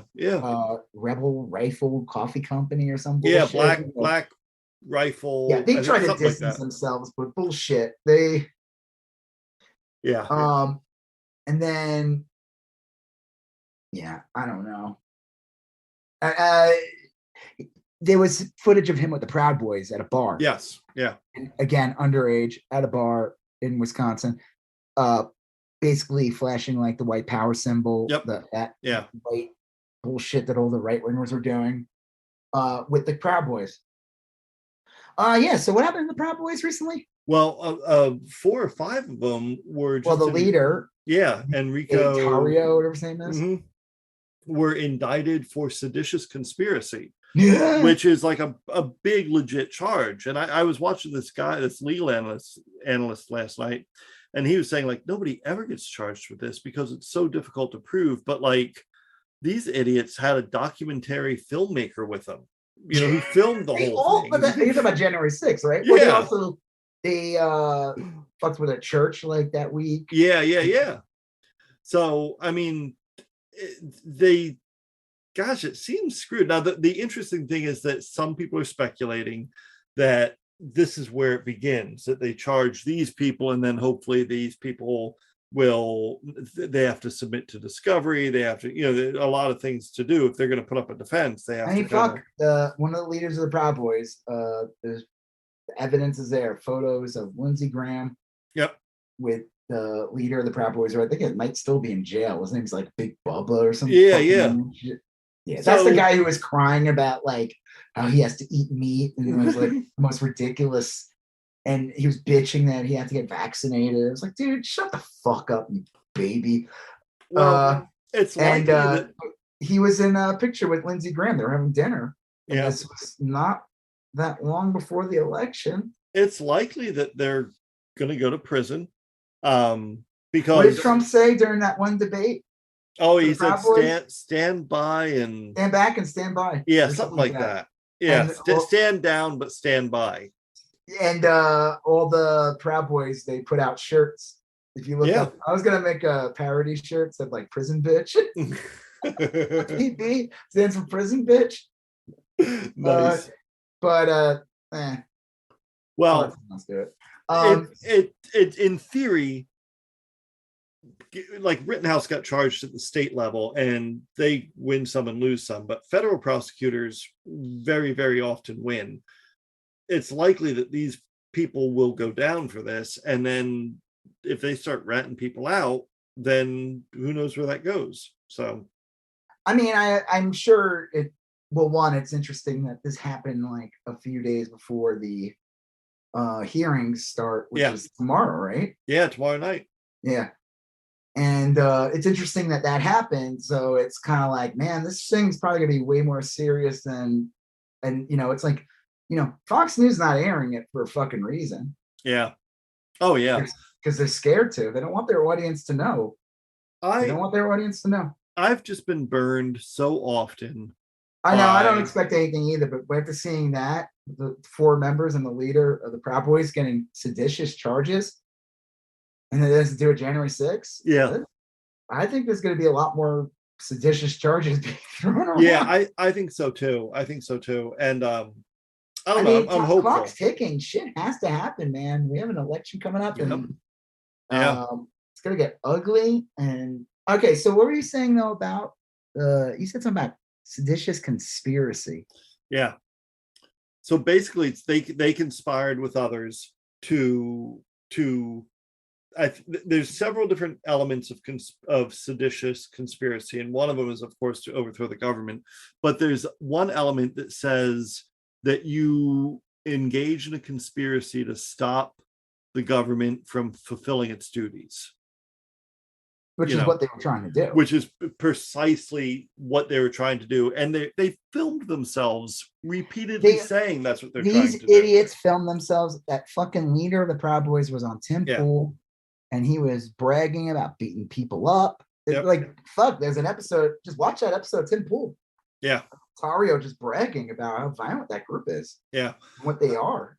I mean, this should be pretty open and shut. If it's not, it's real hard to figure, like, I don't know. I mean, I could see, like, being older, I mean, you're older, like, you've kind of seen a lot and been through a lot, and you kind of, like, roll with the justice system, but it's real hard to, like, explain to a younger person, like, why Kyle Rittenhouse isn't in jail. Well, I think the other thing about Kyle Rittenhouse is, like, why has there not been a civil charges against him? Yeah, like that's an easy one. All the money he's making from this, he's on TV bragging every day. Like, go families, unless they were paid off. Well, which, I mean, it wouldn't shock me if a bunch of right-wing groups, like, gave these people money to shut them up. I mean, I don't know why they're protecting this kid. I don't know why they made him into be this, like, I don't know what they have planned for this, like, doofus, but I don't like civil. You know what? Civil charges. I mean, I don't know about federal charges. I mean, him crossing lines with a weapon that was illegal. Take any charges I could get on him, and even with the January 6th stuff, like, all of I don't know why the cops aren't suing these people. I don't know why. Well, I don't know why. Do take time. Yeah, but wasn't there something I saw recently? It said, like, Trump has to, like, deposition or something. Yeah, on the 15th of July. Manhattan district attorney is getting him in July, and I think that's a pretty big deal. This is for a state charge in New York. I think it's a tax evasion. He's not going to cooperate. I mean, I guess he legally has to, right? He has to. And with some of these, they're weird. Like, if you don't, that is evidence of guilt. You know what I mean? Like, if I I don't want to give an example because I think I'll butcher it, but with some of these court cases and some of the types of crimes, like, you can, of course, refuse to cooperate, but, like, that is in a sense admitting guilt, you know. I don't know. I hope something comes of this. I'm going to tune in, obviously, to the January 6th hearings tomorrow. I'm really excited to watch them. I hope they're good. I'm not going to get my hopes up, but something has to go down. Yeah. I think the fact that the right wing, they're already saying they're not going to carry it. Yeah. It's like, Nazis not carrying it. Like, they're not even going to, like, they're just going to ignore it. They're fucking scared out of their minds. Yeah, I would hope so. Like, look, there's so much film. And apparently the January 6th committee hired some film people, and they're going to put together, look, if you show that video it's devastating. It's devastating. There's, like, fucking people in Trump hats hitting cops. That you don't even need to explain that. Yeah, these motherfuckers were bringing in a Confederate flag onto the road. That's disgusting. That's gross. That alone is, like, I mean, like, there's charges probably for that alone. Well, and they should explain, like, someone should explain, because I think this is what confuses the average chud or the average person, is that, like, look, this group of people that attacked the Capitol on that day, there were different groups. Some of them were idiot shitheads along for the ride that just got caught up in things. There are some people like that. There are. The fucking shaman guy. The shaman guy. Clowns that were there to clearly take away the attention while the real shit was going down. Yeah. And then there are some people that are just, like, mentally ill, and they're, like, kind of contrarian.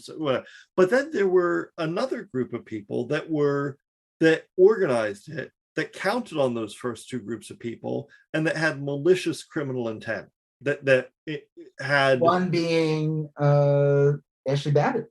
Yeah, Ashley Babbitt She was there to kill people. Yeah, and those Proud Boys that just got indicted, they're in that group. And there's a dude, it's a violent group. Like that's all they exist to do is fight people. Yeah, it's a male, like they'll say something like, "Oh, we're not racist," and like that because they have like 2 black people and like one and like, "Oh, the leader is Cuban." I'm like, "Oh, a right-wing Cuban." I mean, like, right, surprise.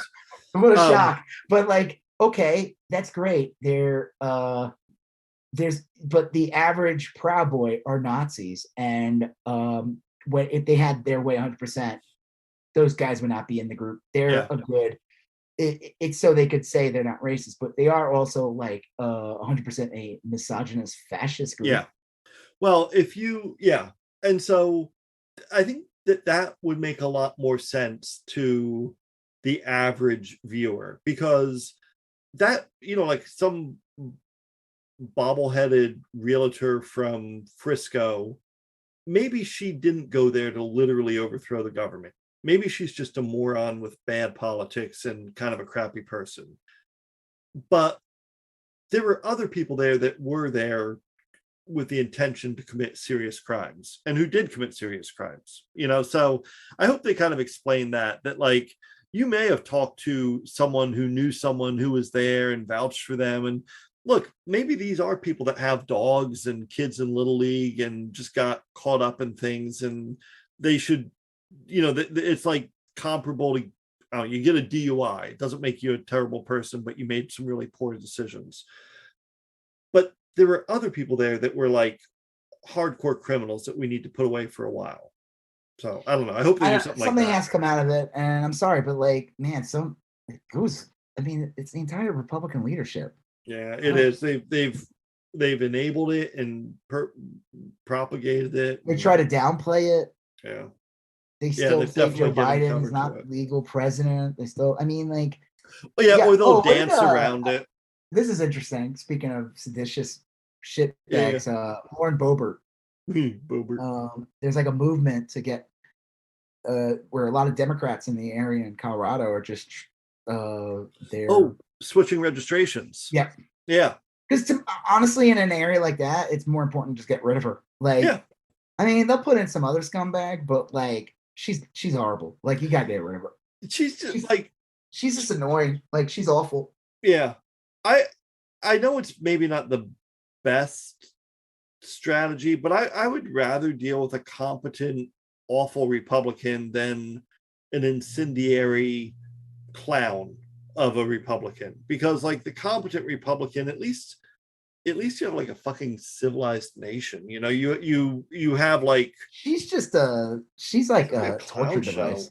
It's awful. Oh. She's just dim. She's dumb as fuck. Makes the whole thing a joke. Yeah. Well, did you see fucking another piece of shit? Marjorie Taylor Greene. Yeah. Did you see who her new intern is? Oh yeah, it's who is it? Milo Yiannopoulos. Yes, right. I did read that. So yeah, that's weird. What did I say? Like, hold on. Yeah, because he's advocated for like adults having sex with kids. He said it's fine. Yeah, if the kid looks older, then who cares? It's just ridiculous. Like, I mean, the guy's gross. Yeah, he is. I'm sure he tries to say it in jest, but he didn't. Yeah, he was being fucking serious. Like, let me see if I can find it though. Yeah, that's a weird one. Oh. Let me see if I can find it, because it was so ridiculous. I was like, well, I know she came out and basically they always misread the room. Everyone's basically saying like he's this incendiary, awful person, and he's hateful, and he's endorsed like pedophilia and whatnot. And Marjorie Taylor Greene put out a statement saying like basically, don't you all just hate him because he's gay? I mean, that's it. Right. Yeah. And it's just another. I mean, this piece of shit. This woman like pretends to be this. She pretends she's this QAnon freak who it's all in the guise of protecting children, supposedly. But she teams up with sex trafficker Matt Gaetz for like the past 2 years now. Like they're like they have like a traveling campaign buddies basically, and so that's gross. And then on top of it, like, wait, you need to like, why is Milo even around anymore? Like, why does she? It just shows you she's part of that weird grifter right-wing hemisphere, which Robert's part of and Cawthorn's part of. And these people are just fucking disgusting clowns. And they're not serious people. They should not be anywhere near government at all. Like it, and that's the thing too. That's why, it is important to get rid of a piece of shit like Lauren Boebert, because these are not serious people. Like, let me see if I could find. I want to find where I wrote about it because I was just like laughing. I think it's funny too. Remember when they were all like supposedly fighting over getting Kyle Rittenhouse as I remember that. It's their intern or something. As an intern. That never went anywhere. No, that's awful. Well, it's just ridiculous. I mean, it's like, I don't know. It's just disgusting. Like it's such a. Oh, did you see? Ron Johnson asked Ron Johnson, another piece of shit, about waiting periods for gun sales to buyers under 21. And Ron Johnson responded, "Before we pass anything new, let's enforce the laws we already have, and let's start with Hunter Biden." Yeah, I saw that. What? Wow. Oh, here's another one that these people are scumbag freaks. You ever heard of a guy named James Lindsay? That name is ringing a bell. He's some right-wing piece of shit. Personality or whatever, just another one of these right-wing grifters. And here he is hanging out with the NXIVM sex cult. Remember that? That girl from Smallville. Yep. Sex cult whose leader is currently in prison for child sex trafficking. And here's this guy who supposedly cares about groomers and stuff. And like, these people are just the hypocritical freaks, dude. Yeah. I mean, I don't know if we had any. Were we going to talk about the drag queen thing? Yeah, that's a big story. We'll talk about that real quick. So basically in Dallas recently, there was some drag show or something. I don't even know. And there were kids there. I don't know. Who cares? Like, and of course the right wing goes completely insane.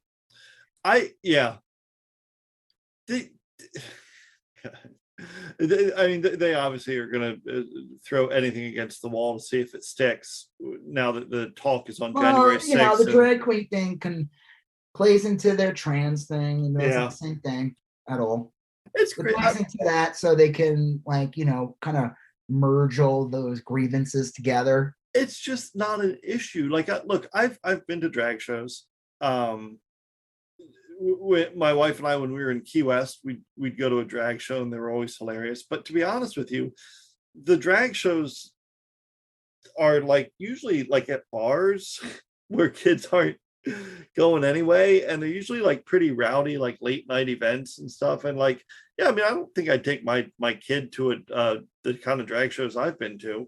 But they're turning this issue, this thing into an issue when there is no issue. There aren't kids going to drag shows. They're like, this is the thing that's important, not the 19 children that were massacred in Texas. And there probably are like really awesome fun drag shows occurring in the middle of the day at like bookstores, and they're teaching like probably like kids who are bullied or whatever, like giving kids like confidence and shit like that. And regardless, it just doesn't matter. This is what the right wing does. This is what they do. And it's funny because all the right wingers were like, "Oh, look, this is California, New York," and I think it was like Tim Pool, someone said that, and people were like, "This wasn't Dallas." It's like, I can't. Right wing leadership in Texas freaking out over drag queens while not giving one single shit about 19 children being massacred in a Texas school. I mean, yeah, that's it. I mean, it's like, geez, this is what you're worried about. Like, this is what matters. This is the thing.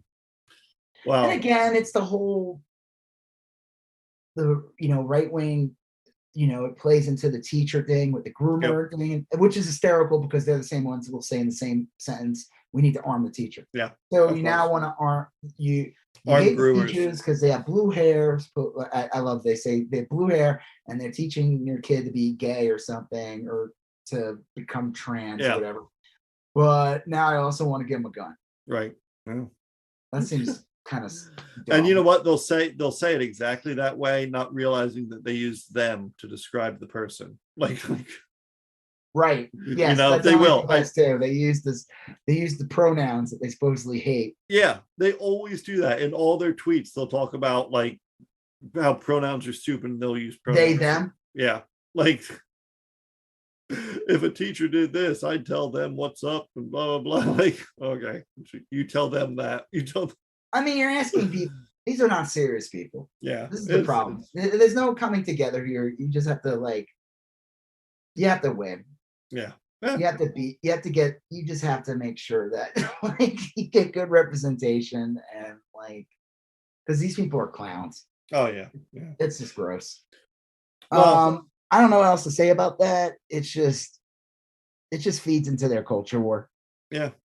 And it's an easy thing to, it's an easy thing because it's like, oh, look, it's men in dresses and they're near kids. Like, oh my God. It's like, yeah, they're probably safer there. Oh, that was it. That one guy, I forgot his name. He's like some grifter guy. He's the same guy who said something like,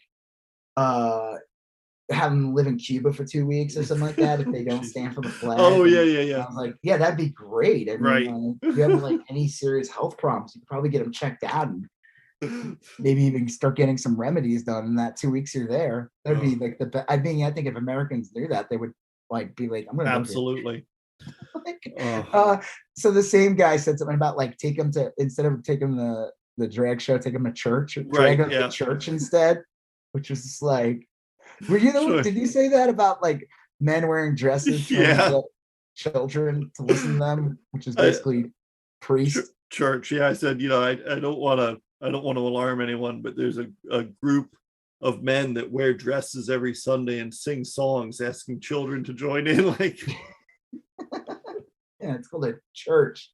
Yeah, it's basically a drag show. Basically, that one guy in Fort Worth, that one reverend who just said all kinds of horrible things and wishing death on Biden or something. Oh yeah, I did see that.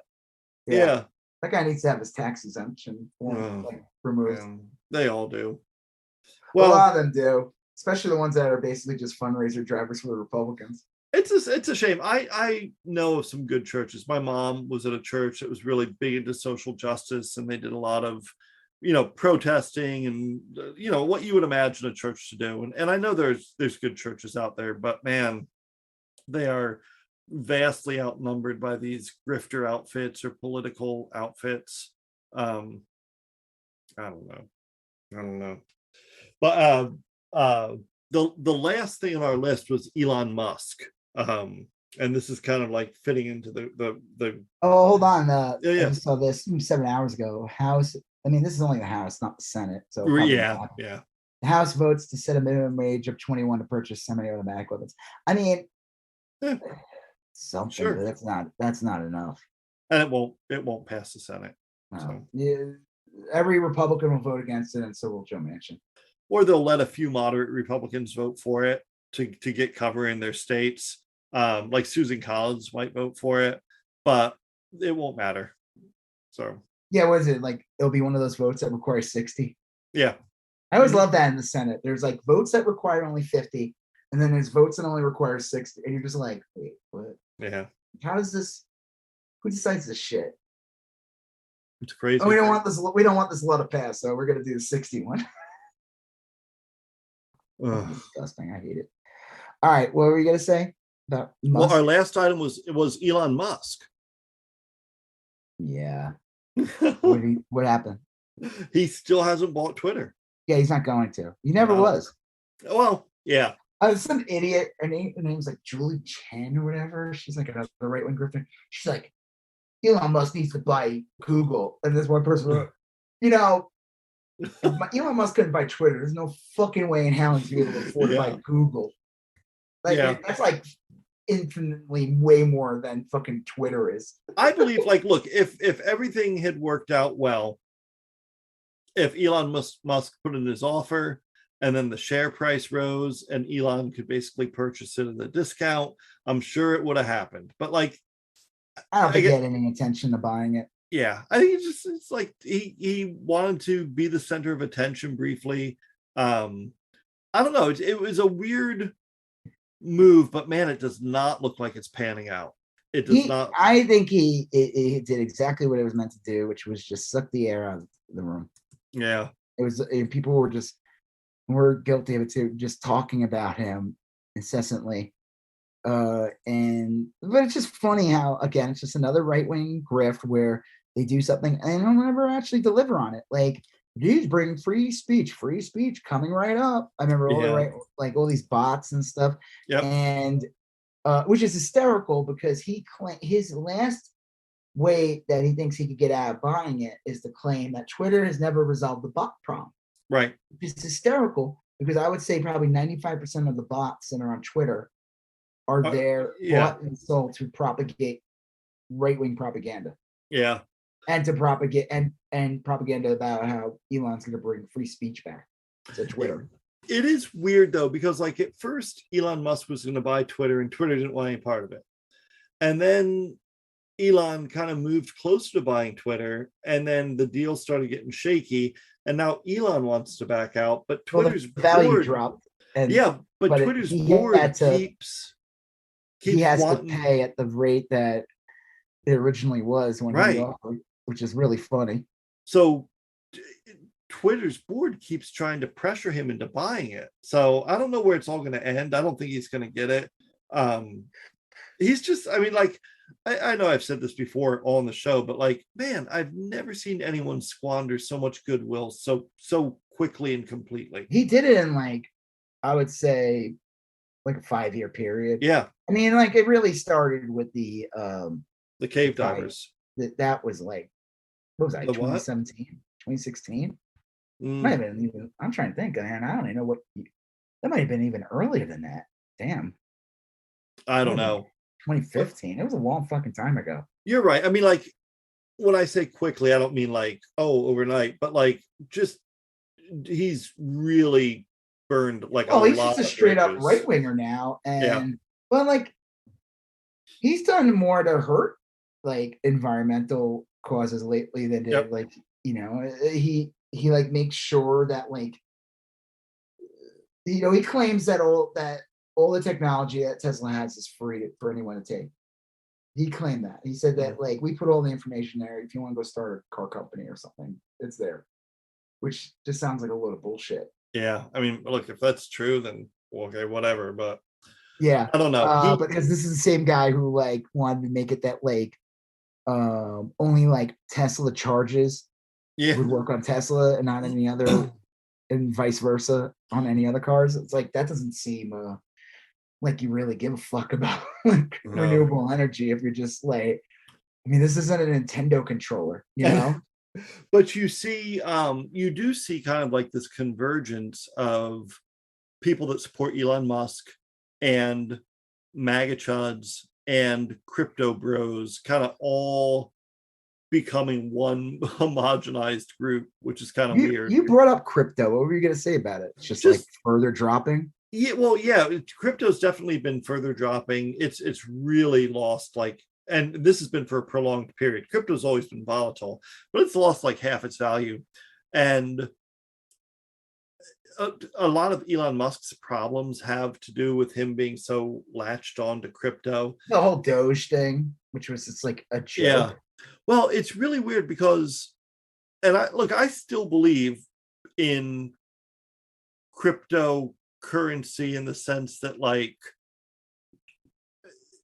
it has practical uses. But like, I've been reading a lot about like how the government's looking at cryptocurrency, and they're saying that, like, at first they were saying, should we treat it as a security or a commodity? And by that I mean, should like the SEC govern it like stocks, or should some other government agency regulate it like a commodity? And they basically said, like, if you can earn the coins, then it's a commodity. And if you Earn them, have, you mean like you didn't pay for them, you earned them? no, like if you like, I can buy a computer and start getting Bitcoin, period. I can set my computer up to enter the blockchain and use my computing power, and I'll get free Bitcoin. I'll earn it, with my time and electricity. So it's not purely a security, it's a commodity. Well, anyway, those things are valuable because that is how we make payments electronically. That's how we do a lot of stuff. But so much like Dogecoin, that's like a security, because you're just purchasing things and hoping they'll appreciate in value. Yeah, it's no different. It's like, again, buying a comic or a baseball card or a Pokemon card. And yeah, but even more risky, because look, if you buy a comic book and it gets waterlogged and ruined and nobody wants it anymore, you still get to read your comic book. Yeah, exactly. If that's what you bought, if you bought it just for value, then you probably you're losing already. Yeah, you're buying it literally. I mean, unless you find something and you're like, holy shit, this is like $400 and I paid $2. That's a different story. That happens. But like, if you are going in with the intent to think that you're going to make money from just because you bought a comic book, you've literally just wasted your money. Well, I guess this is and this is why I wanted to add crypto stuff to this, is because imagine the average MAGA chud. They took a big loss with Trump not winning. And then they're seeing slowly all these January 6th people linger in jail and get thrown in jail. And now some of them are getting more serious charges. And you have mixed results as far as politics go thereafter. And now you think they're coming after your guns. And now crypto's the new gold. It's like fucking Glenn Beck pushed that gold scheme when he was on Fox, and he basically, his whole show was just to scheme people out of paying overpriced gold. And he was basically saying like Obama's going to put us in FEMA camps. Destroy the dollar is going to lose all its value, but gold will retain its value. But gold did drop a little, but it relatively held its value. But imagine then that you've sunk all your effort and faith and goodwill and money into crypto and Elon Musk. And Elon Musk ain't buying Twitter now, and all your assets have been cut by half because he's a grifter and he doesn't give a fuck about you. Well, this is a group of people that, man, if they were dangerous back when Trump was in power, they're like 10 times as dangerous now. Well, I mean, the funny thing too is like recently Alec Jones was gifted a bunch of crypto recently. Yeah. I mean, supposedly this guy has no money anymore, and he was given like 8 million in crypto or something, like supposedly from a mysterious benefactor. Right. Which is like, I wonder who. Right. Peter Thiel, Joe Rogan. Yeah. Wow. It'll be an interesting summer. I guess that's where I'm going. It is weird, the whole crypto thing. It's definitely been co-opted by the right in a lot of ways. A lot of ways, yeah. Well, it's rejection of the government. That's the right wing. But it's funny, they hate they hate the money because they think it's not regulated well. But then they put their money into something that is so easily manipulated. I mean, again, how many times do you see people like, especially with NFTs and stuff, like, oh, my NFT was stolen. My wallet was stolen. I can't get in. Everything's gone. It's like, wow, why would you? What a weird thing. I think most of that's human error, but even more so are some cryptocurrency assets just losing all their value. Well, they had to have value to begin with. The whole point of its existence was to scheme people right from the beginning, and then those people buy it, and then the guy who sold it kind of, it's like someone brought up a good example. What's that one called that like is worth like nothing now? Luna. So the guy who made Luna supposedly basically defrauded people out of billions of dollars. Oh yeah. And Bernie Madoff did something kind of similar, and he went to jail for the rest of his life for it. Yeah, died. This guy, you know what this guy's doing? Living the life. Luna 2.0. Yeah. Oh no, it'll work this time, guys. I got all the kinks fixed. How's this Yeah. guy not in prison? It's There's great. people Well, who lost tons of money on Luna. I think that's the thing, is I think that there are a lot of people that lost a lot of money on Luna. And I think that eventually the right or the wrong person is going to have lost money, and that will start some prosecutions. That's my guess. But like that guy, he's gonna just get away with it. Bernie Madoff, because it was real money, or was based on Yeah. real money. He went to jail. And Yeah, he's but considered like one of the worst people on the planet. This some of Luna it's guy's weird. just like, haha. But there's like theoretically nothing illegal selling someone a pog for $8. You know? I guess so, but if it's being sold as currency, Yeah, that's where the when you're buying regulatory Pog, you're buying the a Pog thing. because you love that game, or Well, you love that the Alpha was on it. And rarely, like, you don't think about it when you're looking at the advertisements, but like when you looked at advertisements for Beanie Babies, for Cabbage Patch Kids, for Pogs, none of the ads ever said, you know, this is a great investment. None of them ever promised a return. None of them magazines did. All the fan magazines would talk about the value and shit. But those were like third party people. It wasn't like right. It's not the product itself didn't. Babies, like, I mean, they knew that there was an crazy insane aftermarket. But they had lawyers that would help them put an ad out that didn't run afoul of that, you know. And I don't think you can say on Twitter, hey, my token has gotten 3% increase daily and runs a 40% APR, and use all these financial terms, and then at the end just put like NFA, like not financial advice. I don't think that's going to cover you in court. You can't say, but Your Honor, I said NFA, you know, like, because you're basically pitching an investment. Yeah, the problem with crypto being versus like other collectible assets, like you said, you bought a Pog, you bought a comic, you bought a baseball card, you bought a toy. I mean, fine, maybe in the end it ended up being overpriced, but you have something. But you have that thing. Crypto is literally being sold as money. Yeah, it is. I mean, like they all say it. Oh, you still use fiat currency? Oh, you still use, this is the future. This is how you're going to be spending money. Oh, I guess you're going to miss out. Have fun being poor. Yeah. So it's basically, it was bullshit. Did you see Anthony Hopkins? Oh, yeah. Someone commented on your post and said it looks like elder abuse. I read a big article about Anthony Hopkins not that long ago. He is older, and I don't think he's that well. And he had like a super estranged relationship with his daughter. I'll bet you this is some abusive thing. Well, he's on the same. I said, all right, Anthony Hopkins.ef is his name. I know, right?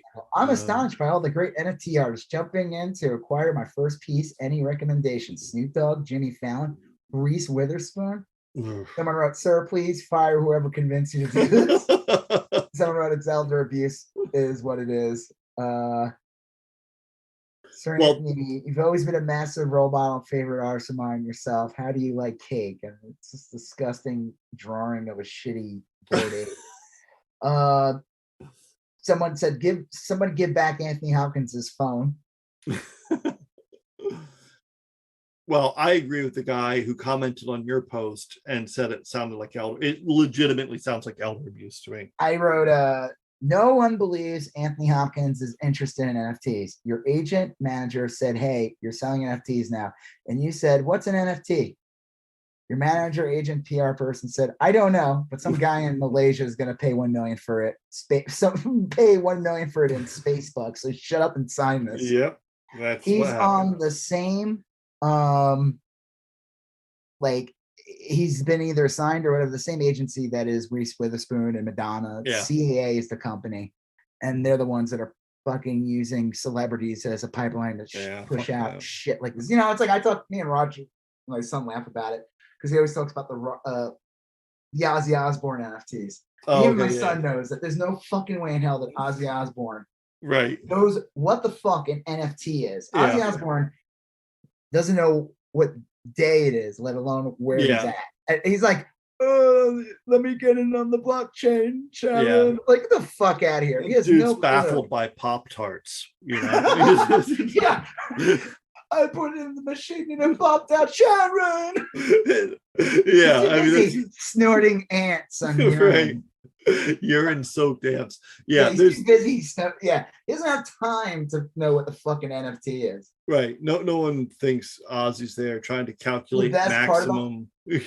after they announced Ozzy's NFTs, they Yeah. like fucking they end up being like a complete con, and even he got screwed. I mean, it's like this thing is just It's grifty. how is this not dead?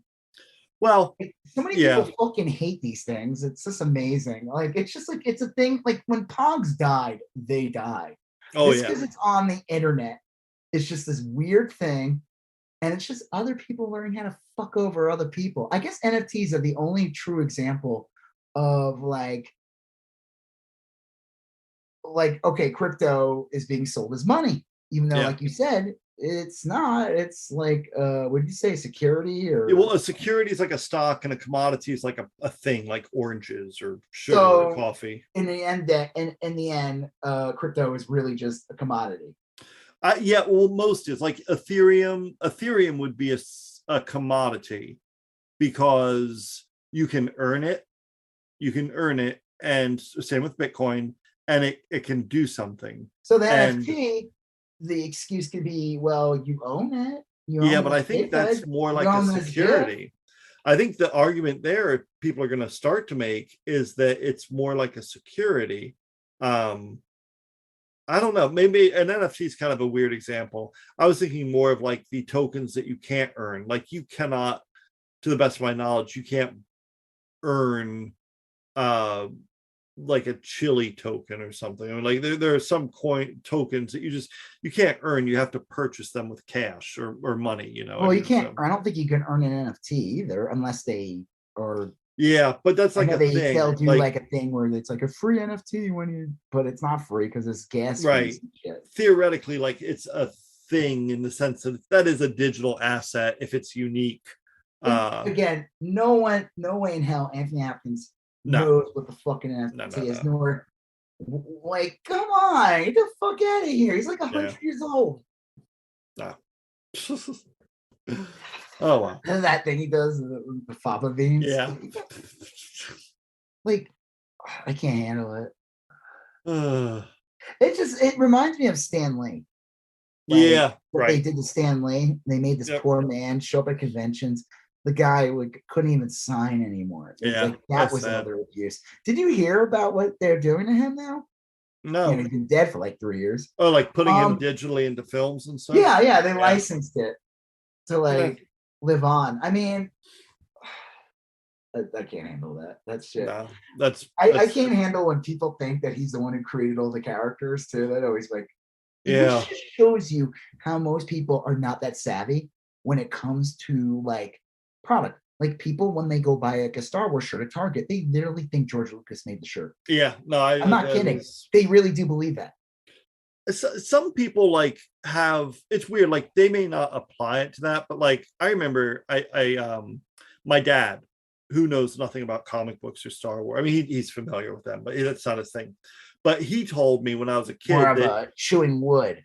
Well, he would say that you can get, like, if you bought a nice Phillies jersey, a baseball jersey, it would be embroidered and it would have an MLB tag, and it was like, this is paying for the quality. Yes, the brand, right? And you can also go to Walmart and get a Phillies jersey or whatever, but it's like it doesn't have MLB branding on it. It's just a decal, like a adhesive. Doesn't have the embroidery. It's not going to have any of that. And it's still fun to. He's like, these are still fun. I mean, they're great to wear, and you can wear them like when you're mowing the lawn or whatever. But like a quality jersey is different. An MLB sanctions these, and they kind of license other people out to do these other things. Right. Anyway, so some people may have an awareness of it just in a different context, But most people, like, they were told, like, that was the guy who was the voice of Marvel. He must be the guy who invented it all. And so they'll be fine with him popping up in like a Marvel movie, even though he's a CGI character. Honestly, they probably won't even realize he's dead. We'll just think No, Stan. they probably Stan won't. Lee Like, is like, it's that old man that yeah. He still looks great. he's the guy with the choke and in between the movies. Must be that Mediterranean diet. Must be that Mediterranean diet. Yeah. Oh my God. How many times I've heard that in my life? Like I had some heartburn, and they were like, "Oh, you need to eat a Mediterranean diet." Sure, I've eaten Mediterranean food, and it does not agree with me. But then they're like, "That's not what a Mediterranean diet right. is." Yeah. You can't it's eat not like the fries and rice and tzatziki sauce. That's not. Right. I thought that's Mediterranean food. You can't just eat gyros all day, right? That's Yeah, what I'm really confused by this. You mean it's not fried falafel, like covered in tzatziki sauce? I thought that was like no Mediterranean diet's like grilled and vegetables and like some fish and some like, everyone knows that with the Mediterranean diet you will live to 1,000 years old. Yeah. And Blue zone living. You'll be miserable. That's so be funny. 150 years old in perfect shape, begging someone to kill you. What? You'll be 150 years old in perfect shape, begging someone to kill you. I'm invincible from this Mediterranean diet. I jumped off buildings. And like a weird Twilight Zone thing where you can't stop. Sure. Have you just maybe thought about just eating like a chili dog? Right. You I didn't think about that. Pass away peacefully. Heaven. Yeah. Just dead. One little taste. 7-Eleven chili dog that'll be the thing that would end me. Yeah. Of the euthanasia platter. Euthanasia platter. Yeah. Yeah, so that's it. I think that's the show. I think we covered it. Wow, it was intense. We talked about a lot of stuff today. Yeah. One, we talked about the weather. Yep. Right. Yep. I think kids on my lawn. That was another big topic. What? Kids on my lawn was another big topic. We talked about Obi-Wan. Yeah. Miss Marvel. Pistols. Yeah. We talked about Matthew McConaughey. Enemy of the right now. Yes. The right's like, he's not all right. Radical leftist Matthew McConaughey. Radical. Yeah. Like, what was that? What's her face would say about Warnock? Oh. The woman from Georgia. Radical Marxist leftist Warnock. Like, she just say it over and over. God. Like, you can keep saying it. It's not going to make it true. Yeah, it still won't be true. Drag show, Rittenhog. Yep. Kavanaugh. The Proud Boy, seditious Proud Boys. Mm-hmm. Hopefully the big hearings. Let's hope for something coming out of January 6th. We'll see. Absolutely. You were talking about violence in the summer, so that's great. Lots to look forward to. Yeah, that's great. That's wonderful. And then Elon Musk, Twitter, and crypto. So yeah. We'll probably talk about Obi-Wan next week, of course. Yes, absolutely. We'll probably talk about Miss Marvel. Obi-Wan, Miss Marvel, and then hopefully by then. The Boys at all? No, I gotta start getting into that. I've heard the new season's pretty good. You should get caught up on that. I gotta finish Hacks. I'm almost done that's with good. That ended. I feel like I don't want to spoil anything, but I'm wrap this up. It ended in a way that. Do you know if it got renewed? Everyone says it will. Even HBO is like, yeah, we'll probably renew it. But because it ends in a way where they could literally just be like. Yeah, that's what I've heard is that it ends in a satisfying way, but they do plan on having it back next season. It's just unofficial. So cool. I love it. It's great so far. So. And real quick before we go, I think Stranger Things must listen to our podcast because on Netflix, because they announced that not just will Stranger Things 5 come out, but I don't know if you remember during the podcast, I said that there will be a huge time jump. Oh, is there a huge time jump? And guess what they just said? Time jump? There's going to be a time jump. Nice. So you're welcome, Netflix. If you have any other ideas, just tune in the podcast. Why not subscribe? Right. Yeah. Maybe throw us a free membership or two. Would love it. I mean, what is it, like $50 now? Yeah, it's a lot. All right. Well, on that note, I'm Rob Israel. I'm Joseph Day. And you still going on about that. Thank you for listening to You Still Going On About That. Please like, comment, share, and if you haven't done already, please follow us on Instagram, YSGOAT, Facebook, YSGOAT, and Twitter, YSGOAT. Thank you, and have a great day.